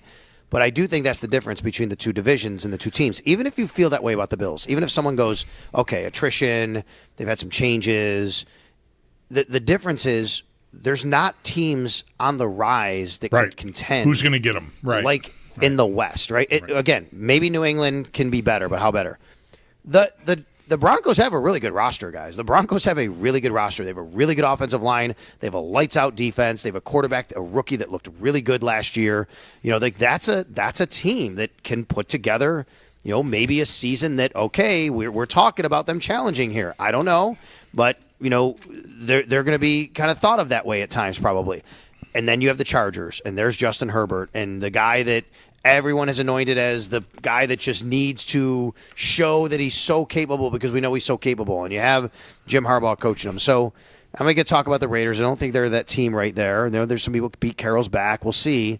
But I do think the Chargers and Broncos represent so much more different in that division than what the Bills have anything else representing against them in the East. Boy, it's got to be a really massive year for Herbert. Second year with that coach, all the attention, him being sort of maybe prematurely placed on the tier with Allen and Jackson and Mahomes. Like I was doing that when talking about really it was the AFC West. It's going to get so strong. He's got these quarterbacks. And he just has not really come through. And, like, he's not going anywhere. I don't mean, like, they're going to move on if it doesn't go well. But eventually people are just going to start relegating him to, like, he's like, just whatever. Top of the second tier is the best he's going to be, maybe, unless he breaks through. And it's high time. It is high time. Yeah, and I also don't know, like, what their offense is and how they kind of operate in this 2025 world of NFL football, right? I mean, they still, Jim Harbaugh kind of operates and acts like a guy that still wants to play like he's coaching a Big Ten team in the 1970s, right? I know he just came from Michigan, but yeah, they let Justin Herbert throw a little bit, getting the offensive lineman and running the ball. And, you know, I kind of get confused a little bit about who exactly they are, because you do have this quarterback that I think has so much talent, not playing for the Cincinnati Bengals as they want to do, and he's not playing, you know, for a quarterback, a coach that I think wants to drop him back and put him in shotgun and just spread the ball around and throw it all over the field all the time. Yeah, it's been alluded to here. The AFC West is 4 Hall of Fame coaches. Right. It's amazing. It's going to be 4 Hall of Fame all coaches. 4 coaches have either won a Super Bowl or a national championship. That's right. In that division. Harbaugh has a Super Bowl loss and a national championship. Carroll has both wins in both. If the USC thing wasn't rebuked or whatever, I'm not sure about that one. And you know, Peyton, great career. Sean McDermott, if he gets one, then we'd talk about the Hall of Fame. I think he might have to get one. Me too. Or, you know, a coach can... Yeah, I think that's probably right. A coach can go somewhere else and kind of rebuild it, like in the Parcells mode. Parcells has rings. But, you know, a guy that goes to a different program someday and brings it from the ashes, you get a lot of respect for that. Yeah, but I mean, Marv Levy went to 4. It's different, but he never won one. He's in the Hall of Fame. Right. But that's extraordinary to do that. Like, that is probably the thing. If you go to 4 Super Bowls, period, lose them all, you probably got to look at it. 4 in a row is like, all right, this guy's in the Hall of Fame. Like, this is easy, right? So I think you're going to want to get one if you want to really, I think, seriously consider McDermott. I won't say Marv is undeserving, but it's a little bit generous. You know, like, it's not a kind of a career history where you're like, oh, obviously, you know, like a Parcells or somebody like that. I don't think of him as undeserving, but, you know, kind of a weak era. And the 4 in a row piece made that special. Yeah. And, you know. That's what I'm saying. Without it, I don't know. Without it, well. Yeah. Yeah, it's debatable. It's debatable. All right, Sal, so tomorrow is what? And after tomorrow is what? Vacation? So, yeah, tomorrow is a practice at 11 a.m. Now, they've gone from 12:30 to 2:30 each day. Do they go 11 to 1 tomorrow? I'm not quite sure. Maybe they do. Maybe they get the guys out a little bit early. And I believe, as of right now, we may be hearing from Brandon Beane tomorrow just to kind of wrap up, you know, mini camp and look ahead to the next 5-6 weeks. And from there, you know, I asked Sean McDermott yesterday, what's your message to the guys when they leave here this week? Because we're not going to talk to him. And, you know, he said everybody kind of learns a little bit differently throughout their career how they have to take care of their bodies. And the best teacher is really your teammate. And people have been through it before. And you got veterans who have a routine, he said. They've just had a routine. They know what to do. You have those guys who have been in a few years and maybe still figuring out their routine, but they kind of get a handle on what they like, what they don't like. And then you have young guys who this is their first time. Then, okay, what do I do now? Do I go, you know, just full throttle and get ready for get ready for camp and go, I'm going to be in the best shape, and then, you know, burn yourself out and hopefully not get injured, obviously, anything like that? Or do you just take a time off and go, hey, I'm kind of laying on the beach for 5 weeks because I'll be ready when I'm ready. I think you have to figure that out, no doubt about it. You want to make good decisions. You know, you hear Andrew Brandt, who, you know, on Twitter, he always says it's the worst time of year for any executive or head coach because you get a phone call at night because something happens because your players aren't with you, and where are they? What are they doing? Things like that. But what happens is, guys, they'll break. And then let's remember, the NFL calendar is a little early this year, right? Everything, because of the actual calendar we live by, everything kind of happens a little bit earlier this year. So last year, July 24th was the first training camp practice. If you take the exact number of days in the CBA to the game and back it up to practice when it's allowed, I think we're looking at maybe the 23rd this year. So that would be just about, 5-6 weeks, whatever. But it looks like that'll be right around the report date for training camp. Or I'm sorry, first practice report date would be the day before. McDermott's message condensed. Sun's out, bums out. Let's go. We'll see you back here in 5 weeks. All right, Sal, we'll talk tomorrow. Thank you. You got it, guys. Thanks a lot. That's our dude, Sal Capacio, on the Western Hotline. His appearances are brought to you by New York's only outlet liquor. When you need to stock up, it's the place to buy a case. What's your outlet? Talk some more about that expectations point. Living in a world where the Super Bowl is really the only, to put it one way, successful season. It really should be discussed. And it has been and will be again. 803-0550 for your thoughts. Mike Schopp and the Bulldog here, WGR.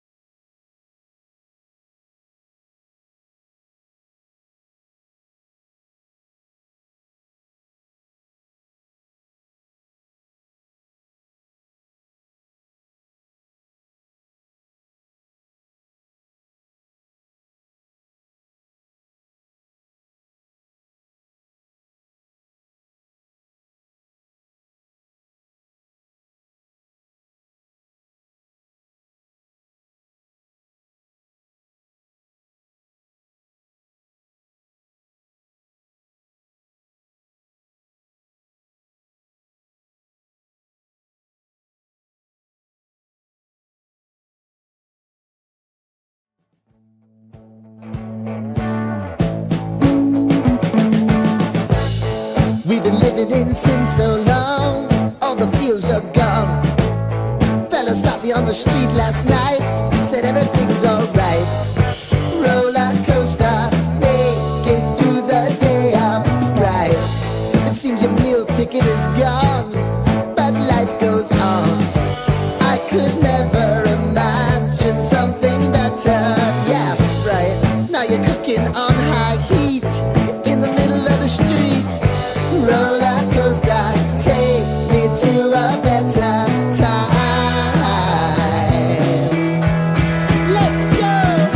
All sing your high line with the roller coaster of life. Yeah. It's time to all choose your timeline on the roller coaster of life.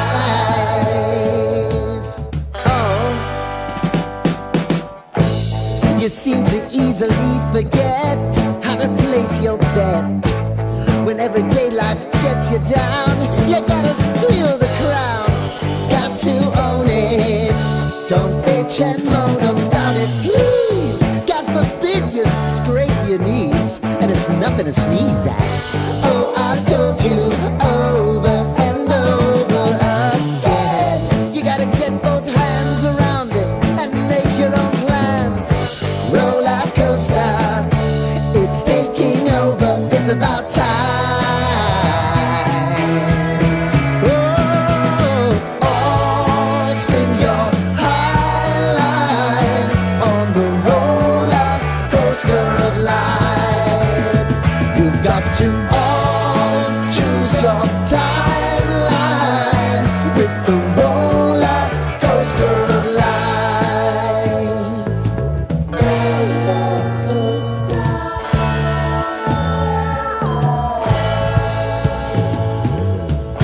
I want to go down the rabbit hole, down the rabbit hole of life.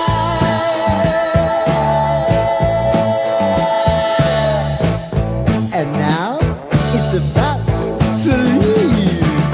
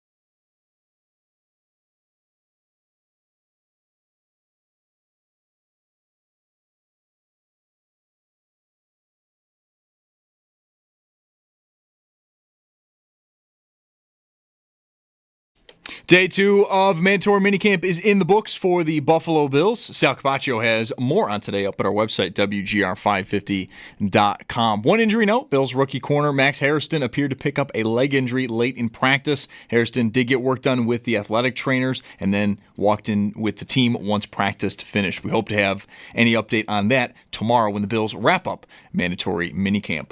Some other injury notes. Jags wide receiver Brian Thomas had to step away from practice earlier this morning, landed hard on his shoulder. Thomas did return, did not go back on the field, however, but head coach Liam Cohen did say that was more of a precaution and that Thomas could have gone back if need be. And then Washington wide receiver Noah Brown carted off the field today, though the exact injury and the severity of it have not yet been reported.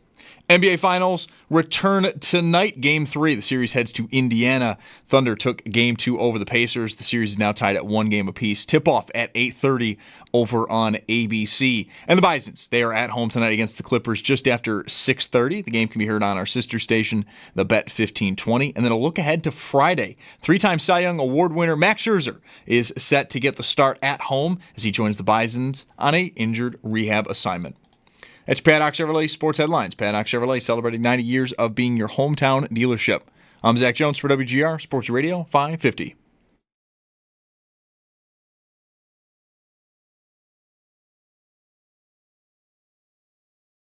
So I think the Buffalo Bills are the best team in the AFC. I think they're so unbelievably deep. I think the Chiefs are about as weak as they've been in the last several years. Bengals don't scare me the way they used to. Ravens, I think, are still definitely up there, but Buffalo would be the team for me, I would say, leads the pack right now in the AFC. Philadelphia, I still think, is the team that leads the pack in the NFC. I don't like that because they just won the Super Bowl. We know the hangover is real. But Philadelphia, man, that offense just doesn't really have a solution, right? They've got too much talent. They use all 4 downs. It's very hard to slow that train. Obviously, they lose offensive coordinator Kellen Moore, and they have a play caller change. But that's kind of a self-perpetuating machine at this point. Just kind of spam the A.J. Brown button, spam the Saquon button, do a tush-push. We got 30 points on the board. Benjamin Solak visiting with One Bills Live today. He liked Houston. I heard a good chunk of that on my way in, and sort of that's why that might have come through when we were talking to Sal about the AFC, and I mentioned Houston like they were. I was pushing back against it last year at this time, like they're so good, they're so good, they're so good. Like it's a little quick. You're right. They did win their division. They did win their division, and yes, but they weren't at that level.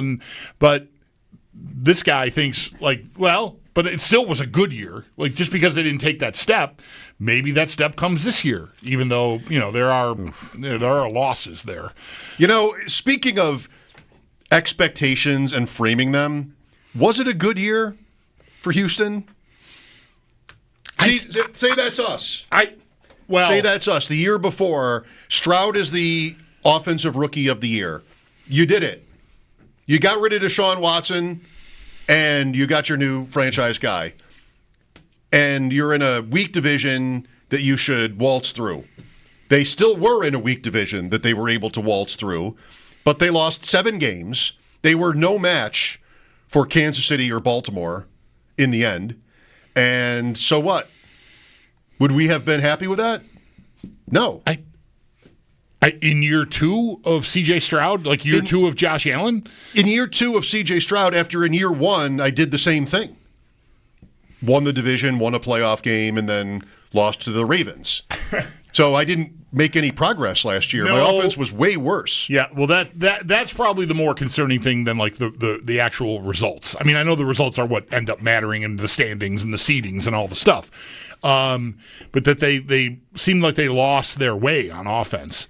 And, there'll be a new guy there now, and, we'll see if he can reestablish that for them. But, man, I think in total, would I be happy with that? Am I coming off the Deshaun Watson situation? Because I think the honeymoon is still going on there. I don't think last year for certainly this isn't going to be across the board. But if I'm working in Houston, sure, I would have liked to have taken a step. But it seemed like the whole thing was a bit of a rush to me. And just give it some air. You're fine. Let's just keep going. And being clear of the Watson thing and it turning as quickly as it did for them by finding their way to Stroud would mean I'm not yet. I'm nowhere near yet. It's going to be another 2 years for me anyway before I'm. When are you going to do something? Because I thought they might be buried for a decade. You had what looked like a generational talent on par with Mahomes and Allen, and it unraveled in a disastrous, scandalous. Yeah, awful. And you're just I'm embarrassed. This is horrible. And here comes Stroud. Oh, it's a new day. I think I'm still riding the wave of the new day, even though the result was the same as the year before. I think I'm okay here. This year is pivotal for that, though. Like you gotta keep growing here. Otherwise, you might start to look like the Bengals of the Marvin Lewis era or something, and nobody wants that. So, but I don't think I'd be frustrated yet if I were a Texans fan, because the context matters. They found their way to another guy, and that's amazing. They didn't wait 17 years for waiting from Jim Kelly to Josh Allen. They got another guy right away. I guess maybe that comes down to whether you think Stroud is just locked in as one of these players. You just said to Sal about Herbert how you might have gotten over your skis on Herbert. Yeah. And this sounds like, well, I'm kind of all set now, unless Stroud gets into some scandal, and then that just right. sort of breaks in half all at once. But I don't know. Last year would have been frustrating to me. You and I could have had could have gone 10 rounds a few times on the Texans because I didn't get better. I had a coordinator that was interviewing for jobs. So I feel like, that's kind of Brady maybe, where next year, if we're good again, he's gone. That was Bobby Slowick, who came up through PFF. Instead, they couldn't throw the ball. They couldn't protect their quarterback. They had a couple big injuries. I mean, that's not to be sloughed off. Nico Collins missed 5 games after he got hurt, scoring a touchdown against the Bills. That long play. It was it for Nico Collins for 5 weeks. Diggs had the ACL. Tank Dell had a gruesome injury. You did have challenges, but I went the wrong way. And I got in because my division is garbage. And then, beat the Chargers. That was good. Then lost in Kansas City. It didn't grow. It didn't improve. And that's what you want to see. So I think the pressure's on in Houston because, Watson's ancient history to me now. And maybe I'm too harsh there. But now what are we talking about all the time for Houston? It's the rookie deal point. With Stroud, Right. Got him on the rookie deal, load up. Did they do that? They signed Nick Chubb, and they drafted 2 receivers on day 2. No, this is good. I would not at all. I would just forgive last year. I don't think they're on easy street. They now they have to, I think, progress, and show that they belong there. And Stroud specifically, the Herbert point is a good one. Because why did I think it was a rush? I mean, it just. What, you're just going to show up and you're at that level? I'm just going to – because we've seen guys like Mahomes do that, although he did sit a year. It's important maybe to remember that in this context. But still, as soon as he got on the field, he was great. And that's what Stroud looked like, but I just didn't really think it was all the way there. So I think they do have a lot to prove this year. So I'm trying to say 2 things here. It's really – last year's forgivable. This year, you're kind of on the spot. Sal made the point, we all know it, the tier 1 in the AFC is those 3 teams. And whether you're the Chargers or the Texans or anybody else, big whoop if you're in the next tier or at the top of the next tier because really, again, we're Houston. What do we need to see? They beat Buffalo, but we need to see you look like you're good enough to beat, you need to beat those teams. Not just beat the Jaguars twice. Right. You need to beat the Chiefs and the Ravens and the Bills. With the exception of that Bills win last year that was very early in the season, they got late in the season. They lost to Kansas City twice. They lost to Baltimore on Christmas 31-2 at home. It's just like they didn't belong on the field. So this is all easy to say. How do you do it? Go show me how you do it. What's the blueprint? How am I going to beat Kansas City? The Bills can't even beat Kansas City in the end. So how is Houston supposed to be able to do it? Like, what am I asking for? Mm-hmm. Maybe this is just your life. Right. The Chargers and the Texans and whoever else. Maybe this is just your life. Better enjoy it. It would make sense if somebody from that group of teams ascended. You know, not to the 1 seed necessarily, but to 12 wins. And, whether it's the Chargers or the Broncos in the West, I think you got to be Houston, maybe Jacksonville, but they're coming from a further away place and a new coach, some new systems and all that. I like the talent, but we'll see. I don't want to rush that, but I'm pretty bullish on them. But somebody besides the Bills, the Ravens, and the Chiefs. Maybe that's the Bengals sort of reclaiming, but even they have been on that tier before. It's kind of weird that there hasn't been another, I don't want to say super team, but just another powerhouse-looking team. And maybe this is a year we get one with year 2 with the Chargers and Peyton with year 2 with Knicks now, year 3 overall. Maybe it all comes together for somebody. I don't know. We should hope not. Yeah, well, New England is in there. I kind of hope so, because if it's the Chargers or the Broncos, maybe somebody displaces the Chiefs. Yeah, maybe. It doesn't have to be, again, nonlinear, right? It doesn't have to be from those teams. That it's sort of a point people make about the Bills.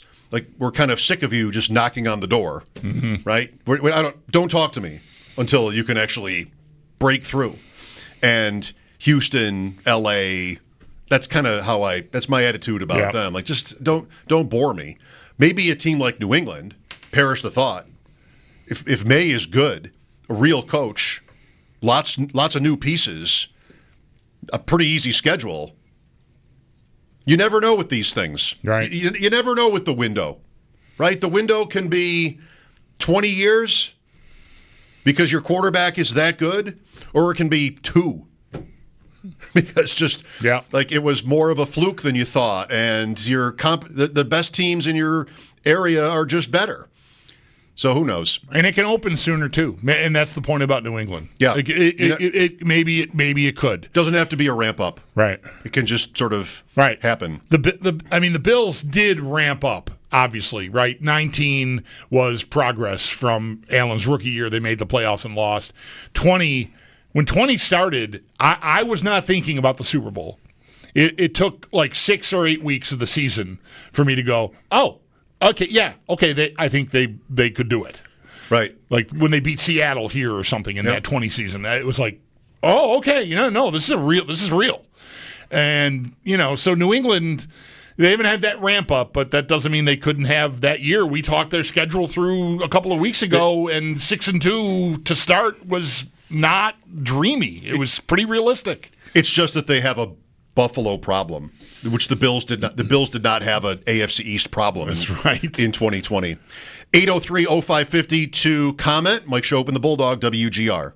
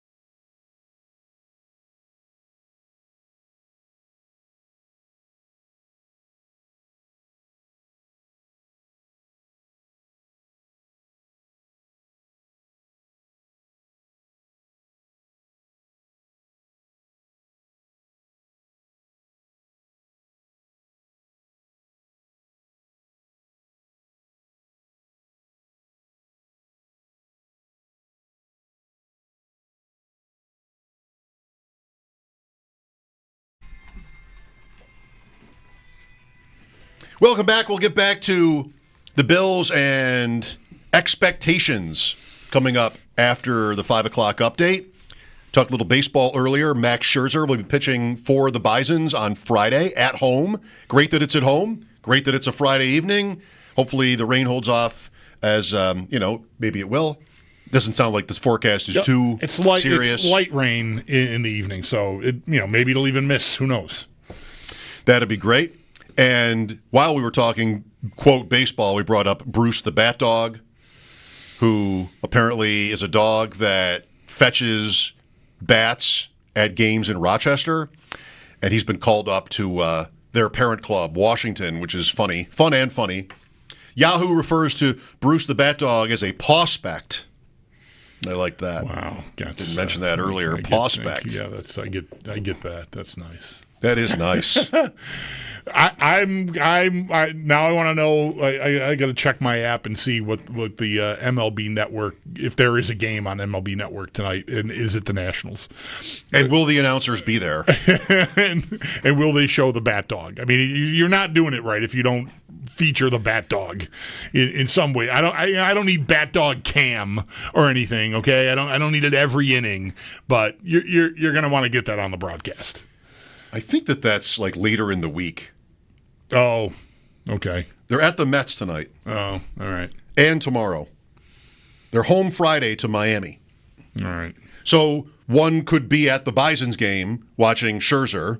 Another could be watching the Nationals and Bruce the Bat Dog. At the same time. At the same time. Maybe I'll be watching on that from my seat at the ballpark. On your phone. If I get it. I doubt I even get it. You haven't been to Washington for a game? No, I have not. It's okay. No. I like it. It's pretty chill. I've been to maybe 3 or 4 games at Nats Park. It's not like, it's by the Navy Yard. It's not like right in Washington. I mean, of course, maybe, because where are you going to build it? It's next door to the Lincoln Monument. It's not. It's not like where you're looking at. It's on the National Mall. I think maybe you can see the Capitol from the Navy Yard, right. But you don't exactly get the best view of the city. Right. Which is, I don't mean that as a criticism. It's my favorite American city, Washington. I have not been since I was a teenager to D.C. Kirsten and the boys went for a march, I think during COVID, after maybe the Miami high school shooting or something. They went to a big national march, a rally, and I did not go. So I've not set foot in D.C. in 40 years or more. You didn't support the cause? No, it's not. It was not that. It was just simply. Somebody's got to stay back. Yeah, I mean, dog care, whatever. I stayed back. I actually had a great weekend, if I remember correctly. I mean, I love a lot of places, but okay. But Washington is special because as you're driving in over the Potomac, there it is. What doesn't happen in Washington is what has happened in Toronto, where you just get downtown, you can't see anything. You just build it. You're so walled in. Yeah. By all the construction constantly. I mean, it's just, you can't see the Rogers Center on the Gardner until you're next to it now. And I can remember when they built, 1989, when they built it, going up there for the first time with my father and a couple of friends to see the A's, like 92. Oh, I was in awe. And, of course, the CN Tower. But for a long time, you could see them both when you came. There was a moment where you come around the bend and, like, there's the CN. Well, you see the CN Tower for a while, but the both of them right next to one another. The dome was like huge there. Yeah. And yes, like there it is. Like that's when you're going to a destination anywhere, like that, the moment where you can see it. And then in Toronto it was like well before you got there. And now you don't even know it's there until you're next to it. It's unbelievable. Yeah. And the CN Tower from a few miles out, there it is. Barely, because most of it's blocked. Like, it's just, you don't really have that moment anymore driving into Toronto. And Washington, that never changes. They don't build higher than the monument. So it's always like, just there it is, splashed in front of you, the best. We will take a break and get back to sports. How about that idea? I know you're thinking it. That's what you came here for. Mike Schopp and the Bulldog. This is WGR.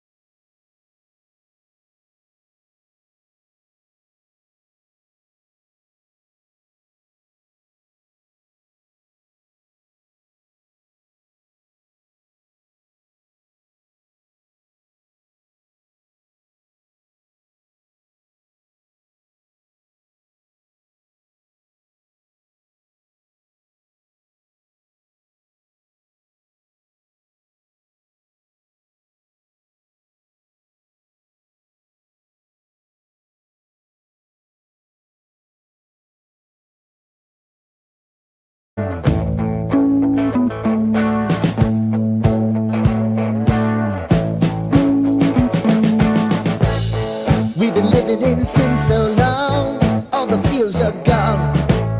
Fella stopped me on the street last night, said everything's alright.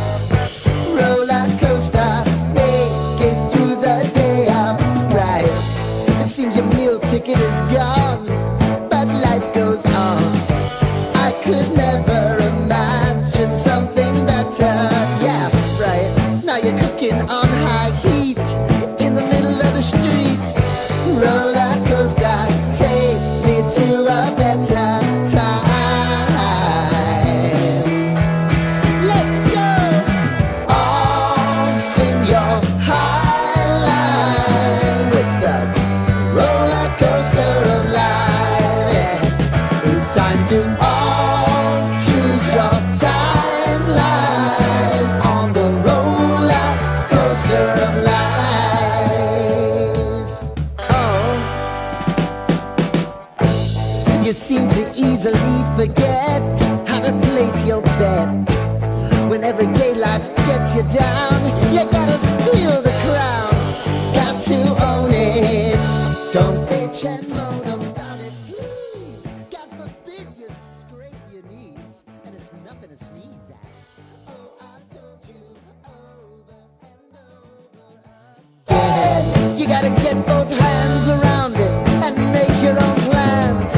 Roller coaster, it's taking over. It's about time. Day 2 of mandatory minicamp is in the books for the Buffalo Bills. Sal Capacio does have more on today up at our website, WGR550.com. One injury note, though, from today. Bills rookie cornerback Max Hairston appeared to pick up a leg injury late in practice. Hairston did get work done with the athletic training staff and did walk in with the team once practice finished. Hopefully we'll get an update on Hairston when the Bills wrap up mandatory minicamp tomorrow. Some other injury notes around the NFL. Crisis averted earlier today in Jacksonville. Wide receiver Brian Thomas had to step away from practice after landing hard on his shoulder. Thomas did return, but did not get back out on the field. Head coach Liam Cohen, after practice, said this is much more of a precautionary issue, and that Thomas could have gone back in if need be. The same, though, cannot be said for Washington. Wide receiver Noah Brown was carted off the field today. The exact injury and severity, though, have not yet been reported. NBA Finals return tonight. Game 3, the series heads to Indiana. Thunder took Game 2 over the Pacers. That series is now tied at 1 game apiece. Tip-off at 8:30 over on ABC. Had some early afternoon baseball. The Blue Jays are in St. Louis, currently up 5-2 late in the 9th. Then just after 7, the Mets host Washington, 7:40. The Yankees are in Kansas City versus the Royals. And then we also have the Bisons in action at home tonight against the Clippers just after 6:30. That game can be heard on our sister station, the Bet 1520. And then a look ahead to Friday. 3-time Cy Young Award winner Max Scherzer set to get the start at home as he is with the Bisons on an injury rehab assignment. That's your Paddock Chevrolet Sports Update. Paddock Chevrolet celebrating 90 years of being your hometown dealership. I'm Zach Jones for WGR Sports Radio 550.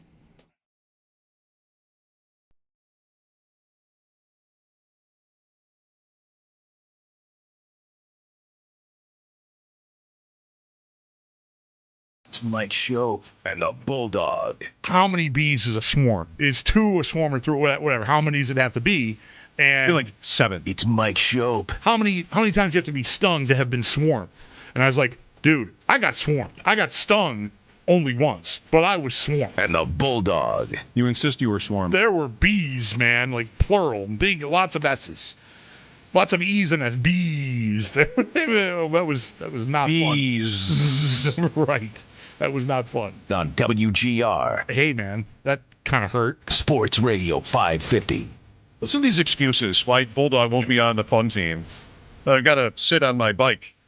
You can Zoom. I you will can not join be the sitting Zoom on my call. bike. I will be exercising on my That's bike. the same thing. But it's going to be the basement, regardless of how the weather is, because the road bike is getting tuned up. All right. For the ride for Roswell, which is 2 weeks from Saturday. That's fair. I don't want you panting on the Zoom call for the fun team because you're working out. No, that's not. I don't want anybody seeing me in that state, frankly. Not even the 4 of us on the call. No, definitely not the 4 of you Amanda, on the Christine, call. Allie. I don't want my family Samantha, to see me when I'm done doing Tim, that, or while I'm doing that. Noah. I've missed the last couple sessions. They had an ice cream social yesterday. That's why it hasn't been any fun around here. Yeah, because I've not been participating in the meetings. They managed anyway yesterday to have an ice cream party. Yeah. I heard about that. I heard about that. Yeah. What did you hear? That there was an ice cream party. I got an email. You did hear about it then. I'm reading these emails now. In some What a way, compliment. shape, or form, because you are a part of the fun team, Yeah. I feel some responsibility, even though really the other end of it is actually more. I should ignore them even more vigorously than I used to, because you're going to know everything, and you could tell me. But you're a part of it, so what's going on? The night at the Bison game. Oh, ice cream social. Like I'm reading the emails. I've had very little to do with most of the fun team events. The Halloween party I've had a hand in, the jelly bean contest through Kelly's. Like I've done a few things, but kind of I'm a little bit less involved than others. But they've done a great job. Like this year, we have 2 outings on the Moondance Cat planned. The sailboat out of Buffalo Harbor, right? All right, 2 3-hour cruise. Yep. You know it. I've been on that boat a couple of times. I love it. I can't go to either one of these because of lacrosse trips or something, but you can even take a spouse. There's a +1. Our Christmas party, a holiday party, is not a +1. Right. Like we don't have anything where like families are together, but this is like we got that. So there is some fun stuff. There's also the Bisons game. We always have a Bisons game. I knew about the coming up. Bison game. I That didn't, always I didn't conflicts know with about us. the Sundance thing, although I might have ignored it because I might go, oh, I have a boat. Moondance. I have my own boat. Yeah. Okay, my wife and I will come out in our boat and just ride alongside, or Wow. we'll buzz you. We'll do figure eights around the Moondance. Yeah, come on. So I would really love to do one of those, but can't. And that was an idea I was very excited about. So we're doing important things. I think we had the chili cook-off, right? The chili contest. Yep. Or the soup contest. I know I'm being a jerk. It's an act a little bit. A little bit. It really, any work event for years and years and years. Oh, we're having a 4 to 7. I know, right? All the happy hours. 4 to 7. I know. 4 to 7. Please come join us. Compliment 4 to 7. Like delete. I just I'm not even going to bother anymore. Anybody who's ever left the company, they meet at a bar from 4 to 7, to send the person off, and we've never once been able to do that. Right. No. So that's right. But what are we supposed to do about it? We're going to go to happy hour at noon? It's not Mad Men. Right. No, I totally get it. I just never felt like I had a look at doing any of the stuff. If they had happy hour like noon to 2, I'm sure there's been that once or twice. I kind of do that on Saturdays. You can't go to that either because that's not happy hour. Right. That's, Diet Pop. Right. And we're coming to work. So that's not the best either. Unless you really like the person, then you go and just drink water, and that's good enough for you. If you're that kind of person. I know. I don't even like my family that much. I know. Yeah. I don't like your family enough to do that either. So expectations for the Bills with Sal earlier, and this is a conversation we've had several times, but I think it's always interesting to analyze kind of like what you need from them. And again, like needless to say, not everybody is hell-bent for a championship. There are people in the world, and I will say like I do every time, I admire this trait. My dad is this way, that can enjoy them, more so when they're good than when they're bad. Sure. But it doesn't revolve around the end. It doesn't. Right. It's not about the end. It's about the present.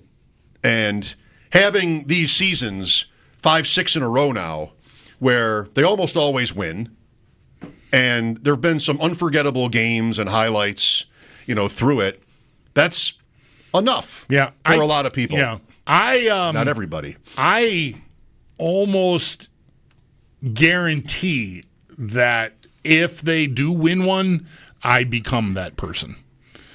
I think I want to be that person, but I want I need the ring, and the job gets in the way, right? But I need the parade. I want that. So I like to be present. Be where your feet are, that kind of stuff. Like any of that sort of stuff that maybe a certain kind of person might roll their eyes at. That speaks to me. I really like that. I think it's important to remind yourself to do that sort of thing. But when it comes to the Bills and the Sabres, like the end game, because we haven't had one yet. Like my Red Sox experience informs this at least a little bit for me, not being a native to Boston, but that was my baseball team from the time I was 10 years old. They won, and I kind of became, well, whatever. Keep all the guys on the team. I just want to watch them run around. I don't really care if they win. They just won. I'm good over here, and I'm laying that on a little thicker than it in reality is, but generally, that's the case.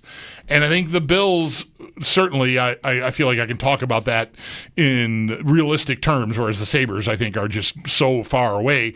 The Bills get one, I'm still going to want to do this job, I think, for a few more years after, but I'm not going to be as obsessed about how it ends. I'm just going to enjoy it because they did it.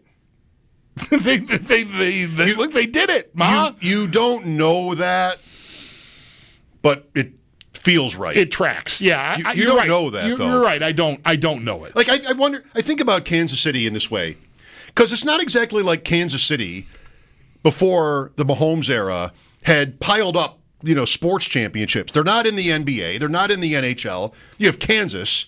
You have one Kansas City Royals team from the 80s and then another in the 2000s. It's kind of like one-off. And it's just 20 years of misery in between. Mm-hmm. Like, they're not exactly – they're not dynasties, far from it. You don't have in Kansas City this incredible – you have Super Bowl IV. At least you're not at 0. But you don't really have – you're not killing it until this. And so when they won whatever year it would have been – 19? Mm-hmm. That's right, isn't it? Yeah, because 18 is New England. They lose to New England, yeah. So they win at 19, and, do you think the Kansas City version of you was just, all set? Or did that change when they went back, and then they won again, and then they won again, and then they went back again? Do you want a break? I feel like the person who's that kind of is that mindset living there, can I take a year off from this, or does it just not matter anymore? No, it would still matter. Yes, it always will matter. I just think it's to what degree, what levels of obsession / casual interest. There's a wide swath there, and I think I would get to now Kansas City. 18 happens, Mahomes is happening. You're like, oh my God, look at this freak show we got. And they don't win it. Then they do in 19. I think it's all so new that you're not yet to, oh, thank God I did it. All right, check, please. I'm good. I can leave now.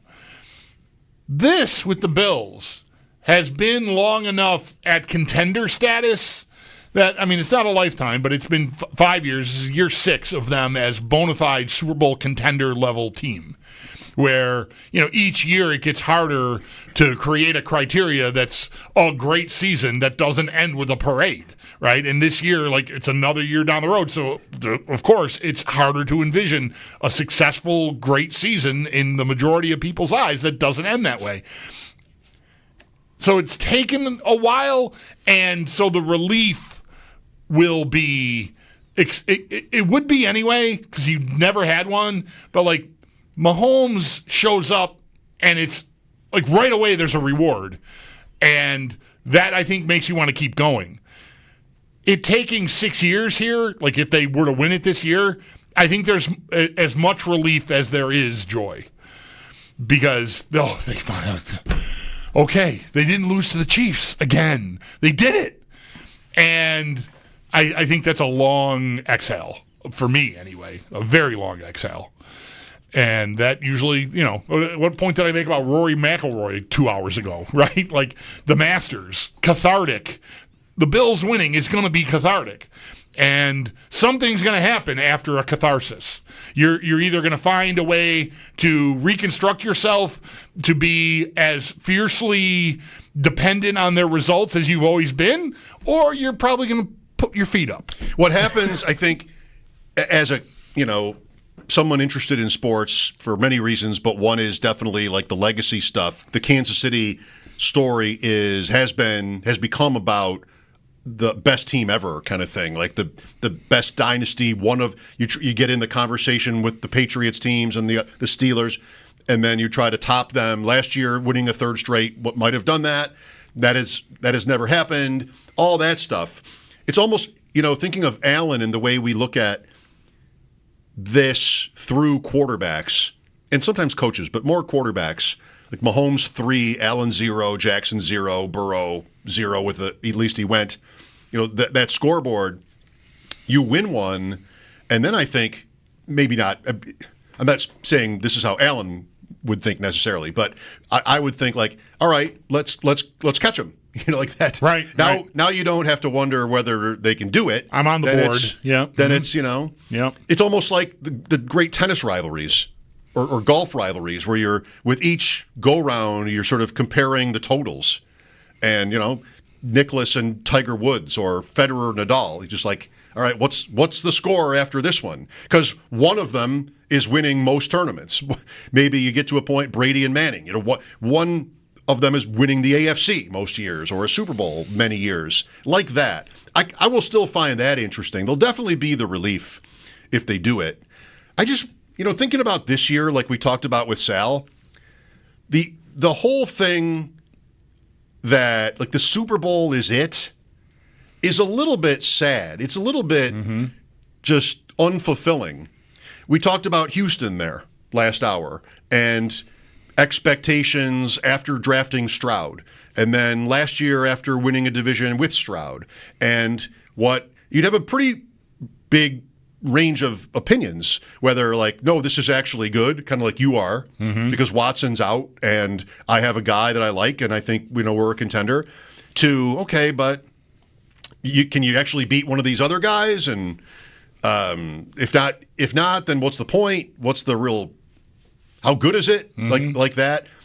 I mean, think about what around here 2017 felt like. That's ending the drought. I mean, that felt like a parade. That felt like a Super Bowl, maybe. And it just so weirdly wasn't even a Bills moment. It was a Bengals moment. But still, that was just, you were on the air, I wasn't. That was just like sheer joy. Yeah. And what was the accomplishment? Getting to the playoffs at 9-7 with a minus 50 point differential. Like, part of that is like, this is so stupid that it's taken me 17 years to just do this. Yes. It doesn't even seem hard. Right. But, that was like a really, I'm not saying this yet. I'm more just sort of supposing it or asking it, that moment, Tyler Boyd is still maybe the greatest moment for Bills fans in the last decade. I mean, I don't know. I don't want to just say it like I mean it. I'm not sure I mean it. But it seems like you could debate it. The greatest Allen moment, I think, has been the touchdown to Gabe Davis with 13 seconds left on the clock in Kansas City. You can't even win the game. And that gets crushed. Yeah. Yeah. And this is needless to say, I hope, no commentary on him. It's just the seasons have not. The seasons don't go down, at least the last few, as victories or successful in a certain way, like 17 did. Because 17, that's all anybody cared about, is getting in, and they do it. Yeah, where the bar is set matters so much to how you perceive it, how you end up feeling when it happens, or well, in the case of the bar being set at Super Bowl or bust, doesn't happen. And they're always in realistically, there should always be room for it to be a great season that doesn't end with a parade. Last year, right? Because you can enjoy, your team is great. The star player is getting accolades, MVP. You're winning all the time. You've got highlight reel plays. The lateral play against San Francisco. There were others from last year, but that play just springs immediately to mind. You just got there's a lot of stuff that was very satisfying last year.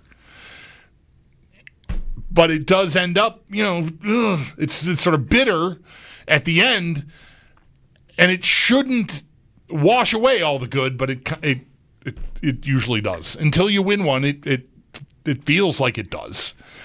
At least to, I think, a certain kind of person, myself included. As much as I don't want that to be true. Because I do want to, week to week, enjoy it. It's an incredible show. We do. Yes, we do. But I don't know. there's just stuff in the way of just fully investing in that, because how excited can you really get when you win in week 12? If your goal is to get to, February, which we haven't seen. So can't wait to beat the Chiefs for the 5th year in a row in the regular season and feel nothing. You mean? Right? Yes, to an extent. I want to feel it. I think I do, but it's still just the page turns so quickly. So we're done with post game, and it's already okay. Who they got next week? Yeah, and most teams would trade for it. For sure, yeah. I watch all that old NFL films, and I think it's 78, the season in review kind of thing with John Facenda's voice. There's a big part of it on the Philadelphia Eagles, and Dick Vermeil is building the program. He came from UCLA, and it's his 2nd or 3rd year in the job maybe, and it's down to the season finale against the Giants at the Vet, and they win. To, I think, finish 9-7. And they cut to the locker room, and it's a Super Bowl celebration. Vermeil is sobbing like he always did.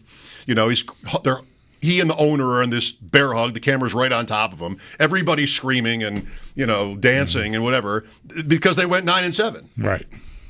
That was the Bills locker room in Miami in 2017. That's right. It's Kyle Williams hugging his kids. Yeah. So that's good, too. Right. Right. It really should be. I don't really mean it. I was going to say it should be sufficient. Yeah. To be like this team has been, and I mostly think that, but I also think the getting through, if they can ever do it, will be such a story. And to go these last couple of years losing to the Chiefs again by a field goal both times, it's getting old. It's getting to a point where it's happened so much that it becomes defining. Right. Like the Super Bowl losses in the 90s. And those are just the worst things ever, because it only entrenches the feeling that, of course, it's going to go wrong. And I definitely avoid that. As much as it is repetitive, I always think they're going to win that game. When I sit down, I just always they're going to come through. They got it. They're good. He's good. They're good. They'll do it. So but I think a lot of people that are just worn down by it just get very quickly to, here we go again. That's it. Here we go again. And I managed to keep myself out of here we go again. Well, this year maybe with the schedule, and who knows what happens with Kansas City. Tougher schedule, maybe some fatigue. We know how good they've been, though. It's funny, Baltimore week 1, I think we'll get to it, and it'll be this game is big. Right. In the AFC, because you get it, then they're 9-point favorites for a month-ish. And, you're off and running maybe. Whereas last year, once it went to 3-2, they were behind the Chiefs at 5-0. They never got there. Right. 803-0550 for your thoughts. We'd love to take a call or two today. Brian Koziol will join us at 6. Mike Schopp and the Bulldog, WGR.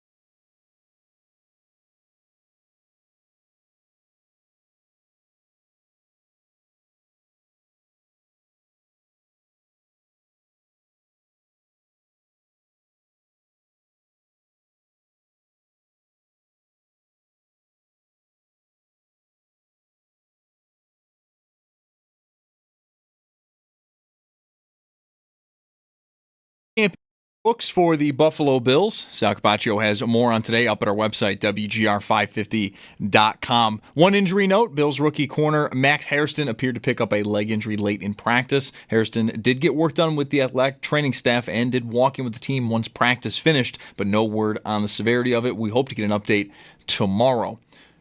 More injury news around the NFL. Crisis averted earlier today for Jacksonville. Wide receiver Brian Thomas Jr. had to step away after landing hard on his shoulder. Thomas did return, but stayed on the sidelines, not actually practicing. Head coach Liam Cohen after practice said this was more of a precaution and that Thomas could have gone back if need be.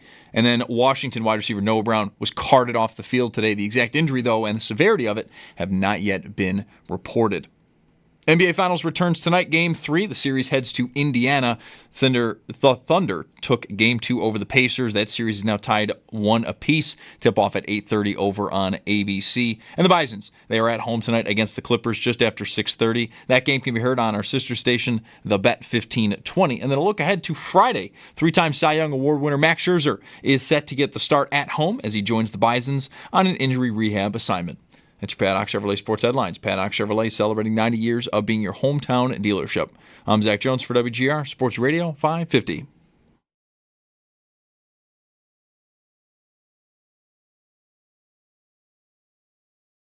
Anytime you get good players in front of you, it makes it easier. We got a bunch of them, with the rookies, Dion and TJ, those guys coming in, they've shown, just how valuable they can be. It's hard without pads, but I think you get an idea of, just how valuable they're going to be up front. And then you got guys like Larry who came in and he's been great, knows the system already, is versatile, can play multiple positions. It's been good to just, be around these guys, understand them, let them understand me and, the value of, getting those reps together. Terrell Bernard.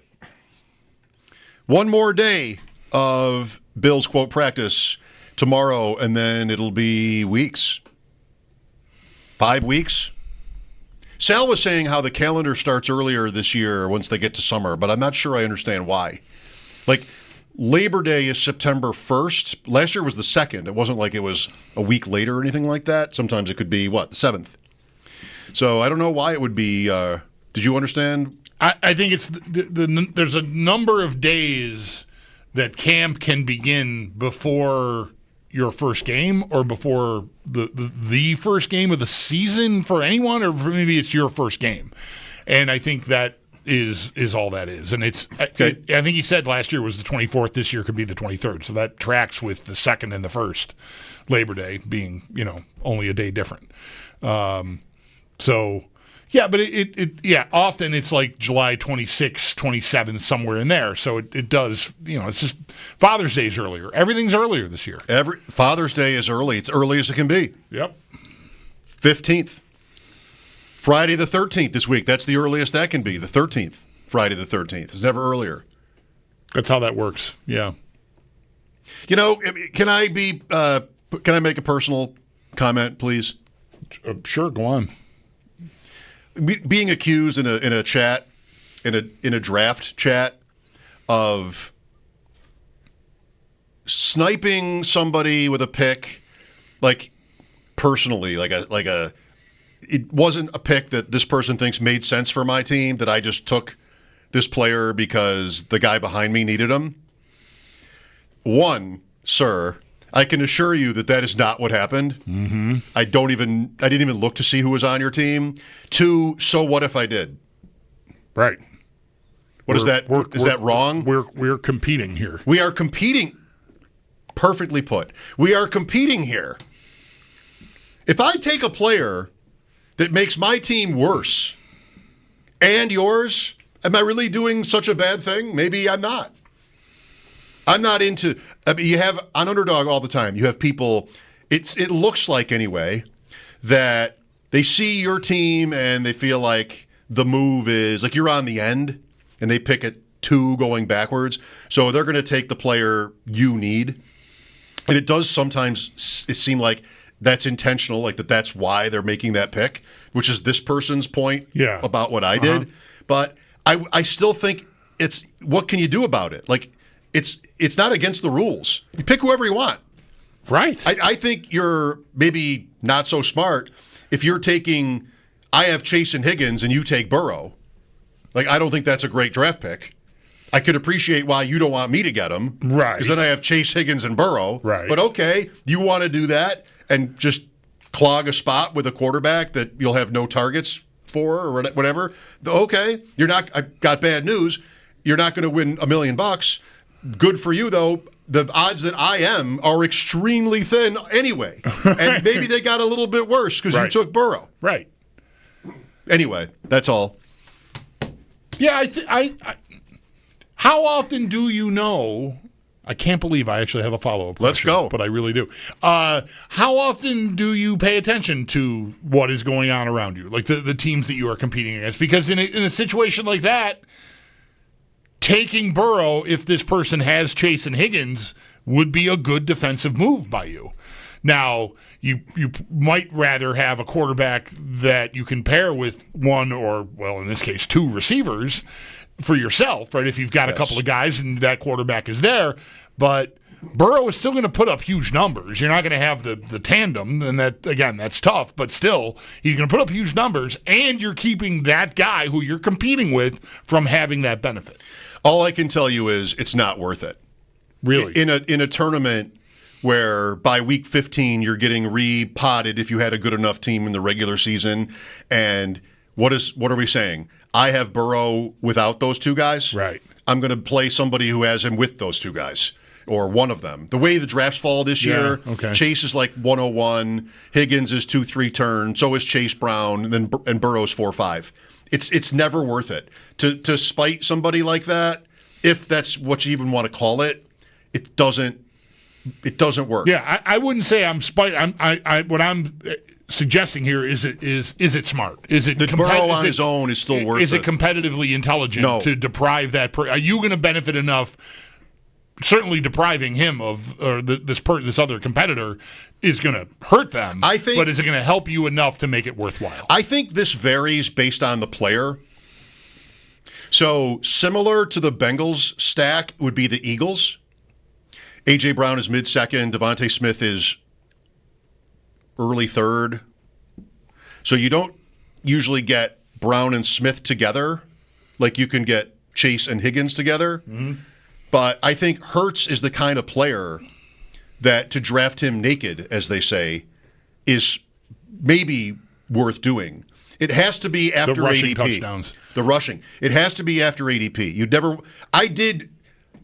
I would never draft Burrow without Chase or Higgins, except for one exception. Except for in one situation where I did it. And that's when he went 2 rounds late. Okay. And I even asked the Discord, like, what do you guys think? The guy behind me has Chase. I don't know about Higgins. The guy behind me has Chase. I'm at the 2, so this is like pick 6-11. Do I do it? Because Burrow's 2 rounds late. And, I'm in so many, I'm like, I'm just going to do it. And that guy would have been ticked off. Sure. But he thought he was going to get Burrow 2 rounds late, not just Burrow. And that's big. Yeah, that's a right. big advantage. Right. So I just decided, let me see what this can be. So anyway, that team is proud to have Mike Gesicki and Jermaine Burton on it. Okay. Well, good luck with that. Good luck with that is right. I just wanted to see, I went Burrow and Fields in that draft. Like, let me just see what happens if you Burrow naked is not Allen. Allen's way different. I forced fantasy on you. Allen is like late third, mid to late third. I asked the follow-up. But the thing about Allen, again this year, is you can draft Bills all day because none of them is gone. Right. Like Allen is the first Bills player picked. And if you want, name them. You can find your way to any of these guys. And you could stack them with 4, never do it, but you could put any combination of Shakir, Coleman, Kincaid, Palmer, Moore, Knox, Samuel. I mean, those last 3 names are like last round picks. But any combination of those guys, you did it. Whereas other teams, the way drafts go, are more challenging. The Bill stack is always waiting for you if you pick Allen. Right. It's a reason to do it. Because you don't need anybody else on the team to go with him. Diggs was different. When they had Diggs, Diggs would go in the first round. Mm-hmm. And then, all right, what do you do? Yeah. If you are into fantasy and didn't know how heavily I am, I have a podcast with my guys, Jacob, Pat, and Davis, Tuesday mornings, ADP Chasing. You can find it on YouTube and join the Deposit Kingdom and all of that fun stuff. I forgot today, recently, I realized that Jim Furyk won the U.S. Open once. I forgot about him. It's amazing he accomplished that with that funny little thing in his swing, at the top. Yeah. Oh, Bulldog, you don't get that in sports anymore. No, that's right. You don't get unique swings in baseball or golf or tennis. No. We're going to send you through the factory. Although, Scheffler's at least got the feet. Scheffler has the feet. He's got the feet. He does that thing. But yeah, there's not. Yeah, it's all. Although, there are extremes, right? Like, I've been all over the place with DeChambeau. I didn't like him at first. Then it kind of got around last year, U.S. Open, man of the people, high-fiving everybody, even in the heat of the competition. Like, okay, I think this guy's worked on it, and I like him. And then this year after the Masters, he really ticked me off. The way he talked about his game just really was – I thought he revealed something that he's been maybe trying to keep out of the public eye. But this has always been true. Like, watching him play is as unpleasurable as I think watching any pro golfer play could be. Why? It's so mechanical. He just looks like one of those Boston Dynamics robots or something. Like, it's just it's such brute force, and every swing is it just looks like the hardest thing ever. Like, I guess, like, look, I don't need you to be Freddie Couples, okay? But, like, the disparity between watching him hit a golf ball and DeChambeau hit a golf ball, they barely even look like they're in the same competition. And, Couples is obviously generations ago, a generation ago. So not exactly a contemporary, but it's just so... It looks like it was engineered in a lab. Which it kind of was. And, like, I don't hold doing that against him, but how it looks is just not. I just don't enjoy watching him hit the golf ball. I know he hits it a mile, and that's awesome, but it just, I don't know. It's not. It doesn't make me feel anything. I'd like to hear Brian on this. We've talked about him many times, but I'd like to hear Brian on this at 6. I don't have that opinion. Like, I don't have an opinion about DeChambeau's robotism or what. Like, it doesn't occur to me when I watch him. But I do like, a stylish athlete. Like Federer. This is Federer Djokovic to me a little bit. Yeah. Where Djokovic was more just sort of perfect. Mm-hmm. I don't want to say more than I really know, but Federer just had this all-time style, panache, like just this grace to his game where it was like so appealing. And Nadal, nobody else really was like him. So there's that, that might be Couples. Of all people today to write me an email about this very topic, the legend, John McEntee, as we get to the beginning of the U.S. Open, he not only is not a DeChambeau fan, but he thinks, and again, this I don't really have my own opinion on, he thinks the whole thing with the crowd is an act. Right. That it's all high-fiving the crowd endlessly, let them touch the trophy, these are John's words, he hates DeChambeau because he thinks all of it is fake. I totally understand that. That's sort of what I'm getting at when I say, like, I bought it, and then at the Masters, he sounded like a sore loser, and I thought that was real and that it was a mistake by him because he's been working to overcome an image problem, and I think it was working. It worked on me for a while. And now... You always would. It was easy to be skeptical because when anybody has, he's feuding with Koepka. He seems like a big meathead bully type guy. That is absolutely a stereotype judgment on just his physical build. He's just this big, And so he's trying to, what he's trying to do is he's trying to make as much money, maximize his popularity. So how do you do? Oh, I'm man of the people. I'm Mr. YouTube. I'm all the kids. Yeah. And behind closed doors, it's just like, whew, thank God I got through that. And when he talked like he talked, he just didn't seem like the gentleman he's been positioning himself as in that moment. Now, he lost the Masters. It's justifiable to be upset, but it just made me wonder, is this whole thing just been, did he get a PR team and they told him, high five some kids, everybody will love you? Well, I've told you this. Who else has had this reputation over the years in golf is Mickelson. When I talked to the one former pro on the air at the time and asked him, is there somebody on the tour that people have the wrong impression of? And he said, Mickelson. Yeah. He's like, he's not that guy that is always smiling and media friendly. Right. But, I guess I can choose not to blast a guy for that. I mean, if it's fake, that's not cool, but he's also trying to beat you. Right. And if he can, in any way, almost any way that's reasonable, mess with your head, you're distracted because you don't like this person, because you think they have an unfair, good reputation, whatever it is. That's a psychological edge. Yeah. Can be. I would also have to admit, and we got to get to a break here, that liking everybody the same is hard. You don't have to do that. Right. So I liked having DeChambeau, like a DeChambeau problem, and I'm going to tell you right now, admit it on the air, I missed it while it was gone. So the first opportunity to get it back felt good to me. Just from a sports fan. I don't watch the golf and I like all the guys. No, you don't. You don't like all the guys. You got to like some and not like some others. And DeChambeau got back into the I don't like you camp. I've never been a Spieth fan, but I left the door open, and I can't explain it. But I've never. He comes across this way to me. Yeah, and I might be totally wrong, but I decided not to care. Right. Yeah. I never pick him in the Big Ten. It's liberating not to care. It is. It is. You don't need a reason. In terms of sports, being a fan, you can do whatever you want. You don't need it to be right.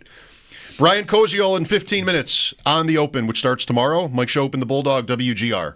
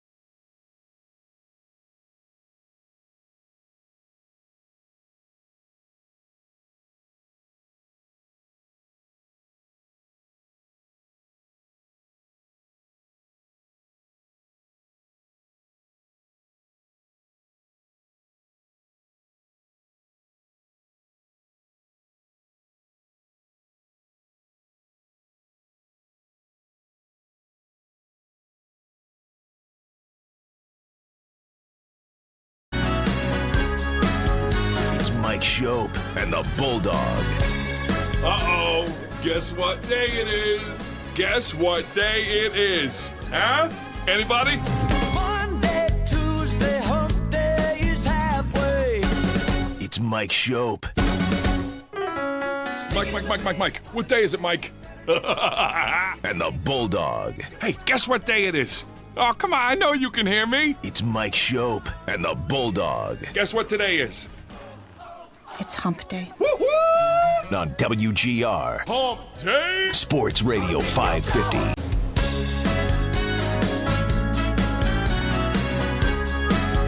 It's Mike Schopp and the Bulldog.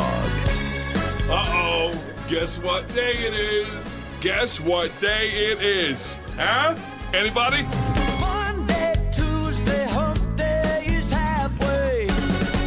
Mike Schopp. Mike. What day is it, Mike? And the Bulldog. Hey, guess what day it is? Oh, come on, I know you can hear me. It's Mike Schopp and the Bulldog. Guess what today is? It's Hump Day. Woo-hoo! On WGR Hump Day! Sports Radio 550.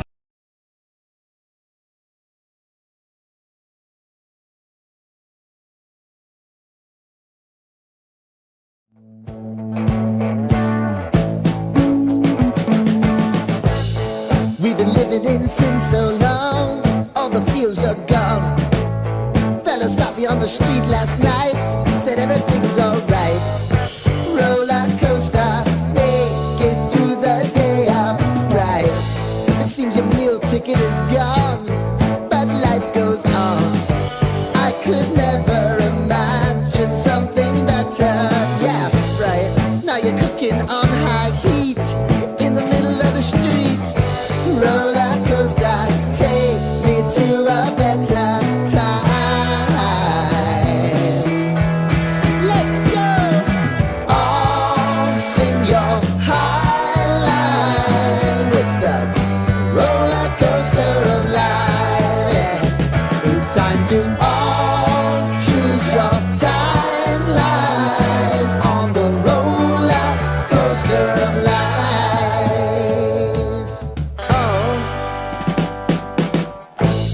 You seem to easily forget how to place your bet. When everyday life gets you down, you gotta steal the crown. Got to own it. Don't bitch and moan about it, please. God forbid you scrape your knees, and it's nothing to sneeze at. Oh, I've told you over and over again. You gotta get both hands around it and make your own plans. Roller coaster, it's taking over, it's about time. Oh, all sing your high line on the roller coaster of life. You've got to all choose your timeline with the roller coaster of life.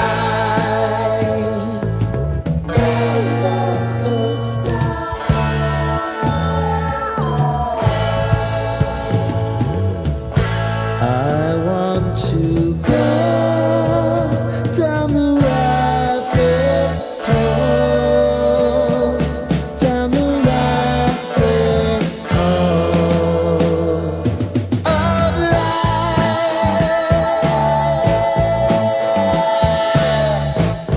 And now it's about to leave.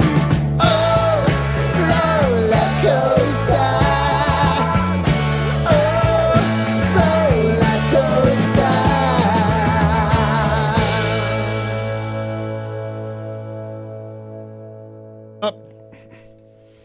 Now that we're on Twitch and YouTube, we have makeup and a whole scene here. No, we don't.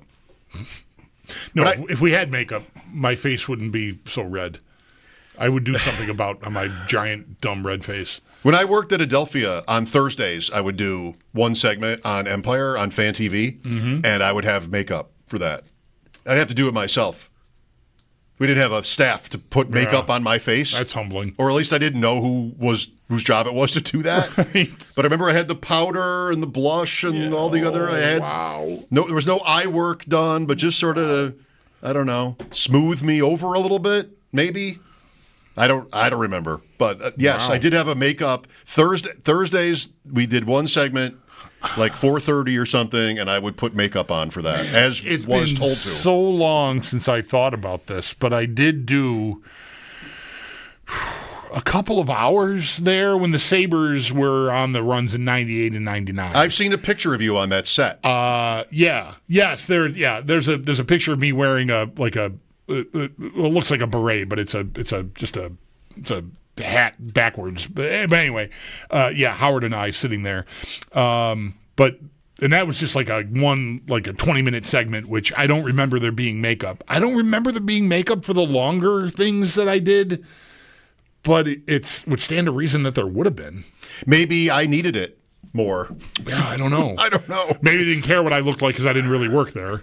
But I was going to be on camera for an hour or two at a time doing a extended, Sports Thunder type Sabres coverage that they just reached out, and I was able to do that a couple times. Somebody thought I needed the help.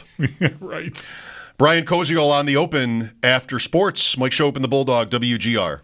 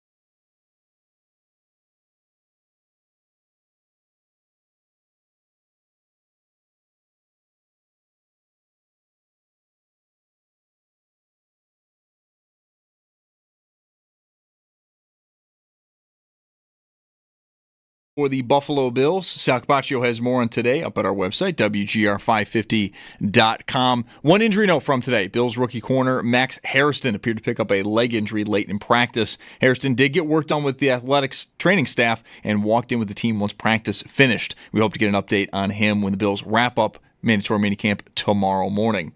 Some other injury notes. Jacksonville wide receiver Brian Thomas had to step away from practice earlier this morning. He landed hard on his shoulder. Thomas did return but did not go back out on the field. Head coach Liam Cohen said this was more of a precaution and that Thomas could have gone back if need be. Same cannot be said, though, for Noah Brown of Washington, who had to be carted off the field, though the extent of the injury and what exactly he hurt has not yet been reported. And Jermaine Pratt, he does not stay a free agent for long. He is signing a one-year deal with Las Vegas. The NBA Finals return tonight, Game 3, as the series heads to Indiana. Thunder took Game 2. The series is now tied at 1 game apiece. Tip-off at 8:30 over on ABC. The U.S. Open gets underway tomorrow from Oakmont Country Club, just outside of Pittsburgh, Pennsylvania. We're going to get more on that. Brian Koziol will join the show next. And the Bisons, they're home against the Clippers just after 6:30. That game can be heard on our sister station, the Bet 1520. That's your Paddock Chevrolet Sports Update. Paddock Chevrolet celebrating 90 years of being your hometown dealership. I'm Zach Jones for WGR Sports Radio 550.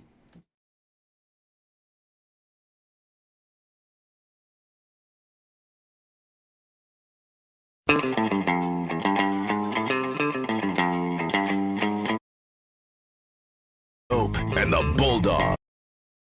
I don't think Michael's ever done drugs. It's Schopp.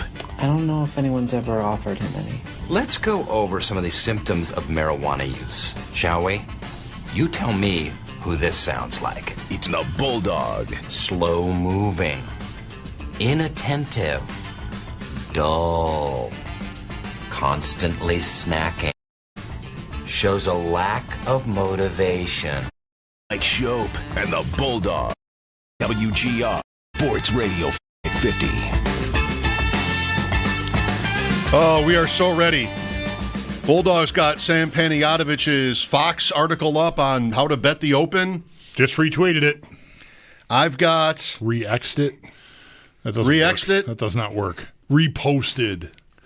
I've got the FanDuel app with the... Actually, right now I have the 3 balls lines. You ever bet those? The 3 balls? I don't even have... I really don't know what the hell that is. I think you can bet low score in any group for the day tomorrow. Okay. All right. Matt Fitzpatrick, Wyndham Clark, Gary Woodland. Okay. Plus 150, plus 180, plus 210. I don't know what happens if there's a tie. Maybe you get your money back? Yeah, probably void. That would happen a lot. Yeah.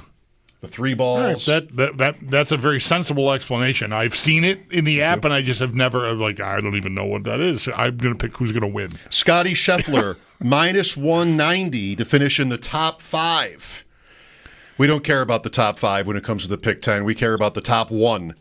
And it is on Brian Koziol this week to find us the winner. Get ready. Write it down. Tail these. Do what you think is right. Brian, host of Tee to Green. He'll be joining us each day the rest of the week to talk about the Open, which tees off tomorrow morning early. And Brian, some of the big names get going before even 8 o'clock.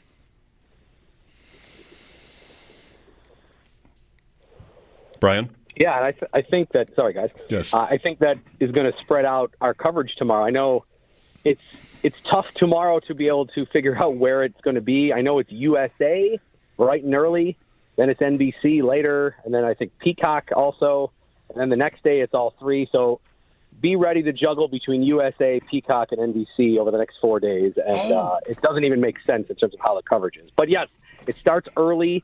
Tee times are before 7 a.m., and it's the toughest test of golf for the year. If you like watching pro golfers struggle, if you like carnage, you've come to the right place. The rough is averaging 5 inches high all across the course. They have the stemp meter, whatever that means in terms of the golf speed on the ball, or the speed of the golf ball on the green is in the high 14s, which is super, super fast. And Oakmont's layout sets up to be a challenge as it is, regardless of how long the rough is or regardless of how fast the greens are. So it's on tomorrow. I love the U.S. Open. It's one of my favorite sporting events of the season. I think the timing of the year, too, just it's a good time for sports. And, I'm ready to go bright and early tomorrow. Yeah, I think Peacock Friday is like if people are counting on watching it in the morning, you better have Peacock. Friday, I think until like 1 in the afternoon is Peacock. Let's go. Bring chips. So I may come in early just so I can. Does Joe's mom have Peacock? We'll have it in here. I'm pretty sure we get it in here. Joe's mom.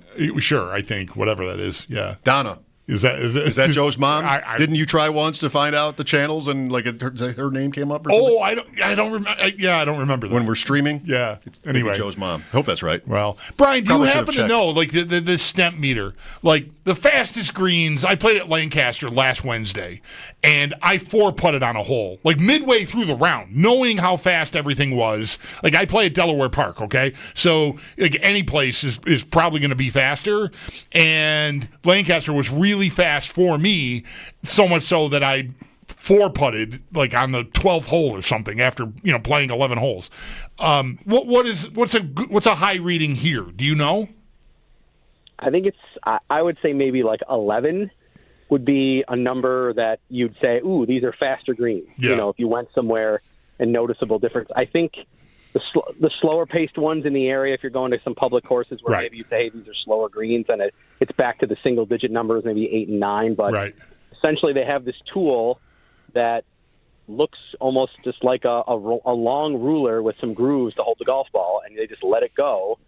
And they calculate the distance from where they let it go and how far it goes, and then essentially produces this stemp meter number to tell you how fast it is. And yes, this is a faster U.S. Open. They normally obviously make the greens fast. That's part of the USGA shtick when they set up the course. But this is even a little bit faster.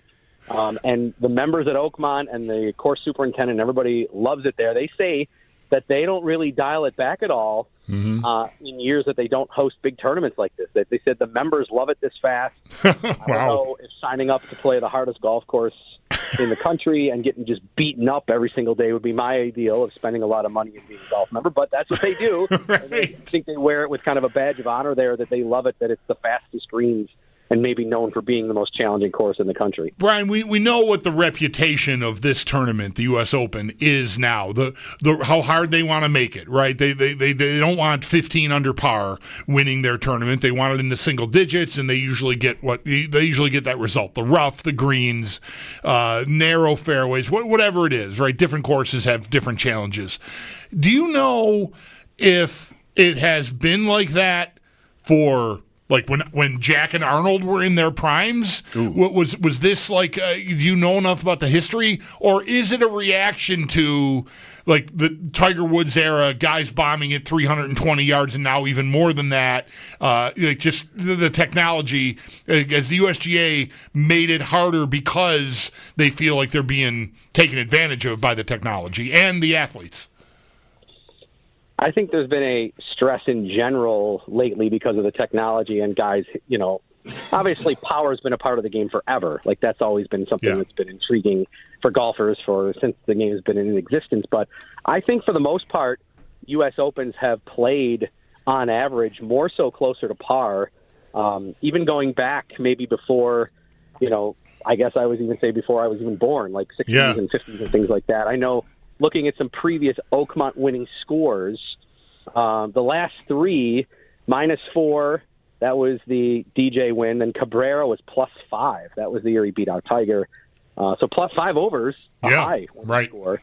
And then L's, I believe, in 94 was -5. So that's the lowest it's ever been. I asked you that question, and as you started to answer it, I remembered that we were sitting in here. We've had the Golf Channel on the last 2 days during the show, and it's different. There's live at the Open from the Golf Channel, whatever, panel show, and then there's like these highlight shows. And yesterday they were showing a highlight show, and they showed Johnny Miller walking off the 18th green one year with a score of +21, and him shaking his head as he was and walking like he was going to fall. He was just like, this thing just absolutely put me through a wood chipper. So I guess I knew the answer to some degree, at least at this course, Oakmont. But anyways, yeah, I think it's probably been like that for a long time. I mean, I guess in general, even I'm not doing the research here on the spot, but I would guess even if you go back, I looked it up for Oakmont just for discussion reasons. I know when they held it back in the 20s and the 30s,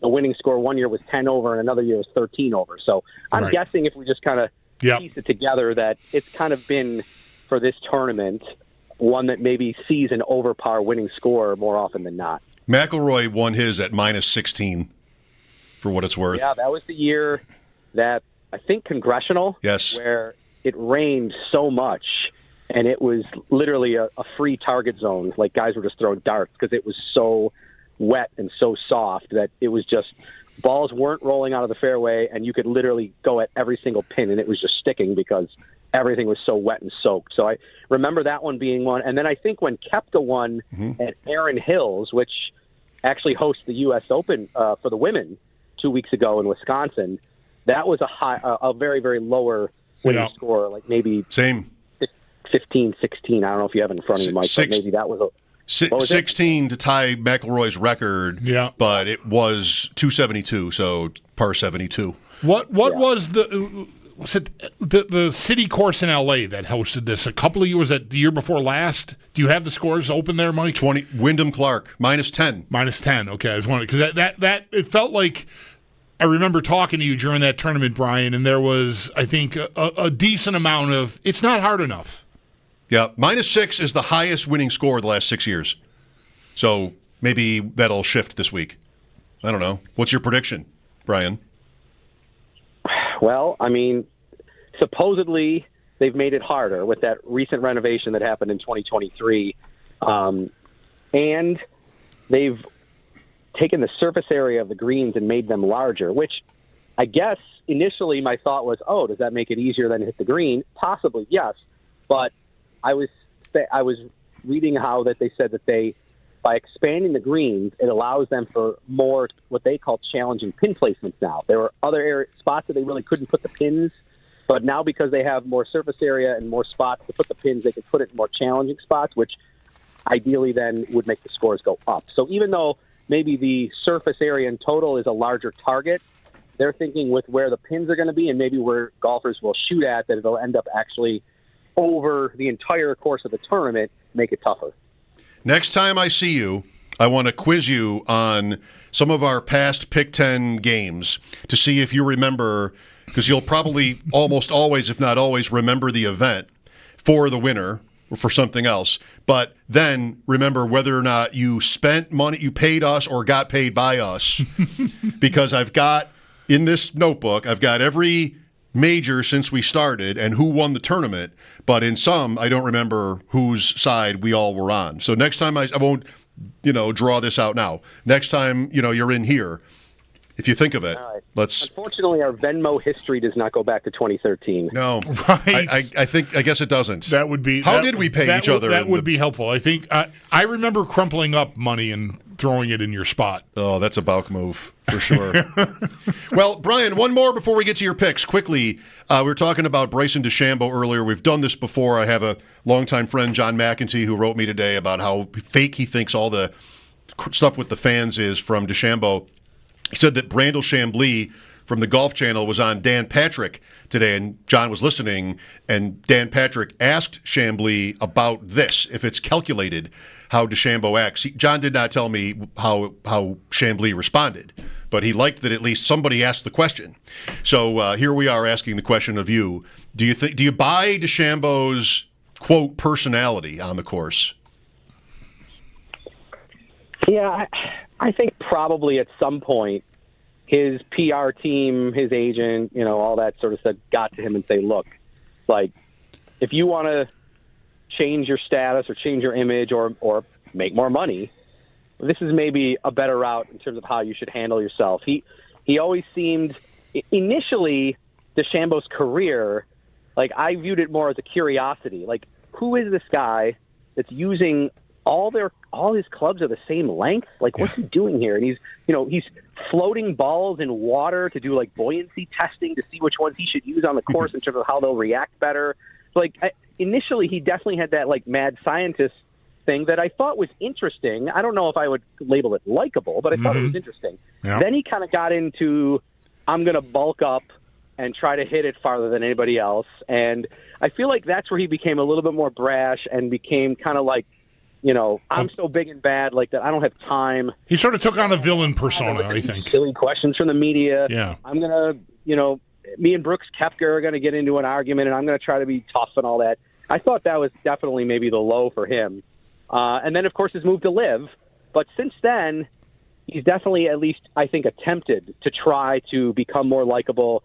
Now, can a guy mature from younger 20s, like maybe we all have, and have a different perspective on what his impact can be on the game of golf? Sure. And I think he probably has realized, like, look, I don't need to act like an ass or a jerk to be successful. And since, success off the course, too, can come at a higher rate for me if I act more likable and more fan-friendly and interact with kids and do YouTube videos and have my own page and, do these break 50 kind of things with all these celebrities. So I think part of it has to be that he has matured and realized that. But I also think there's definitely a side of him that said, hey, this is how I can become more marketable and sell myself better and make my image look better.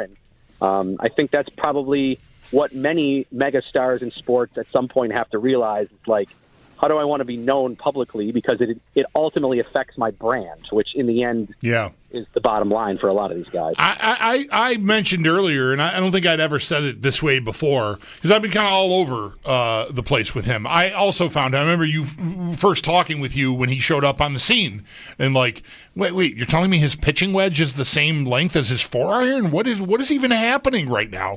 And that was a curiosity, but I didn't really like him much. And then I kind of bought this image makeover, and now I'm a little more skeptical. One thing that has not changed is I don't really like watching him hit the golf ball. I feel like it is brute force. And look, there's something to be said for that, and it obviously is successful. I mean, he's done plenty of winning. He's one of the best players of this era.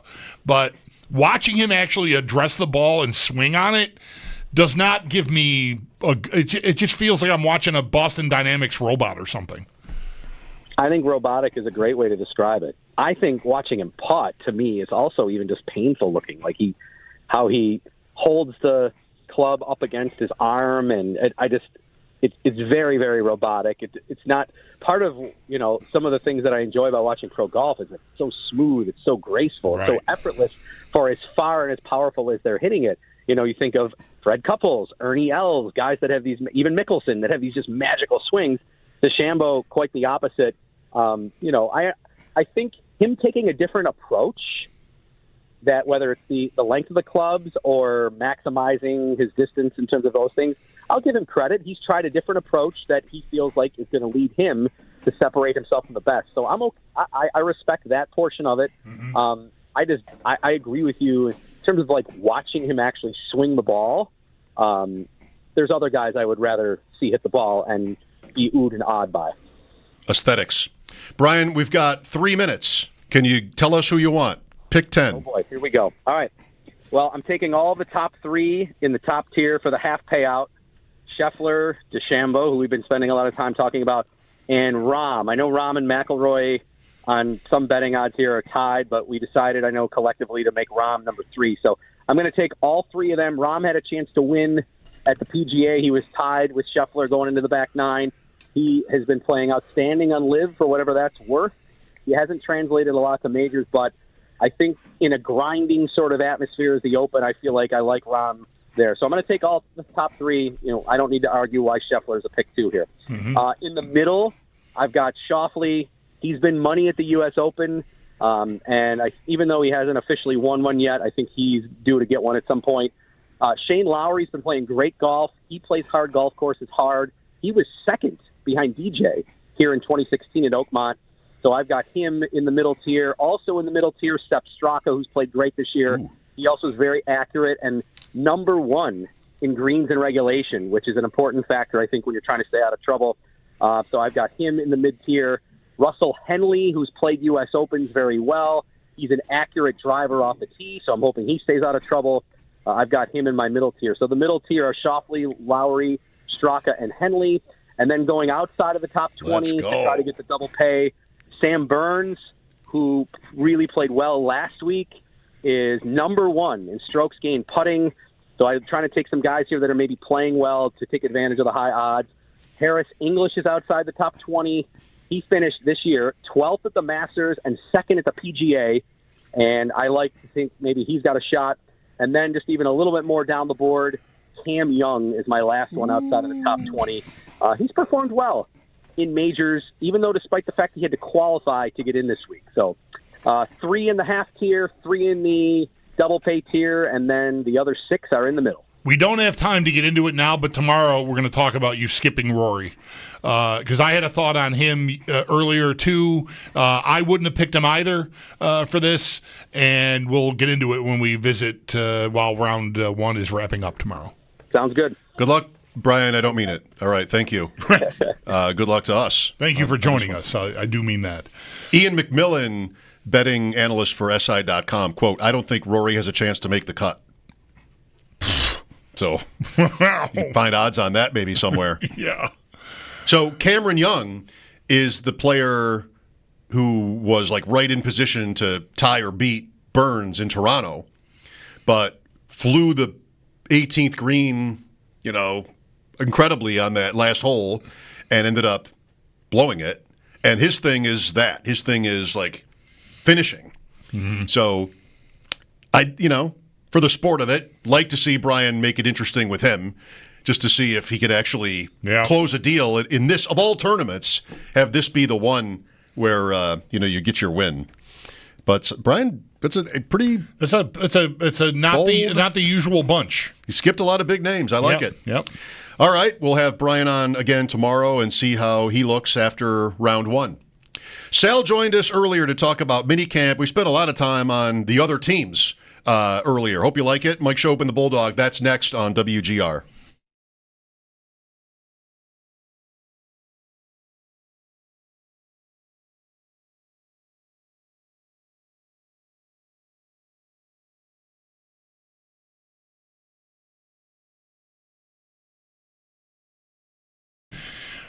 Folks, Bulldog here. FanDuel's the best place to find all your favorite player props with the NBA Finals cranking back up again tonight. And now you can make the smarter play with new performance trends.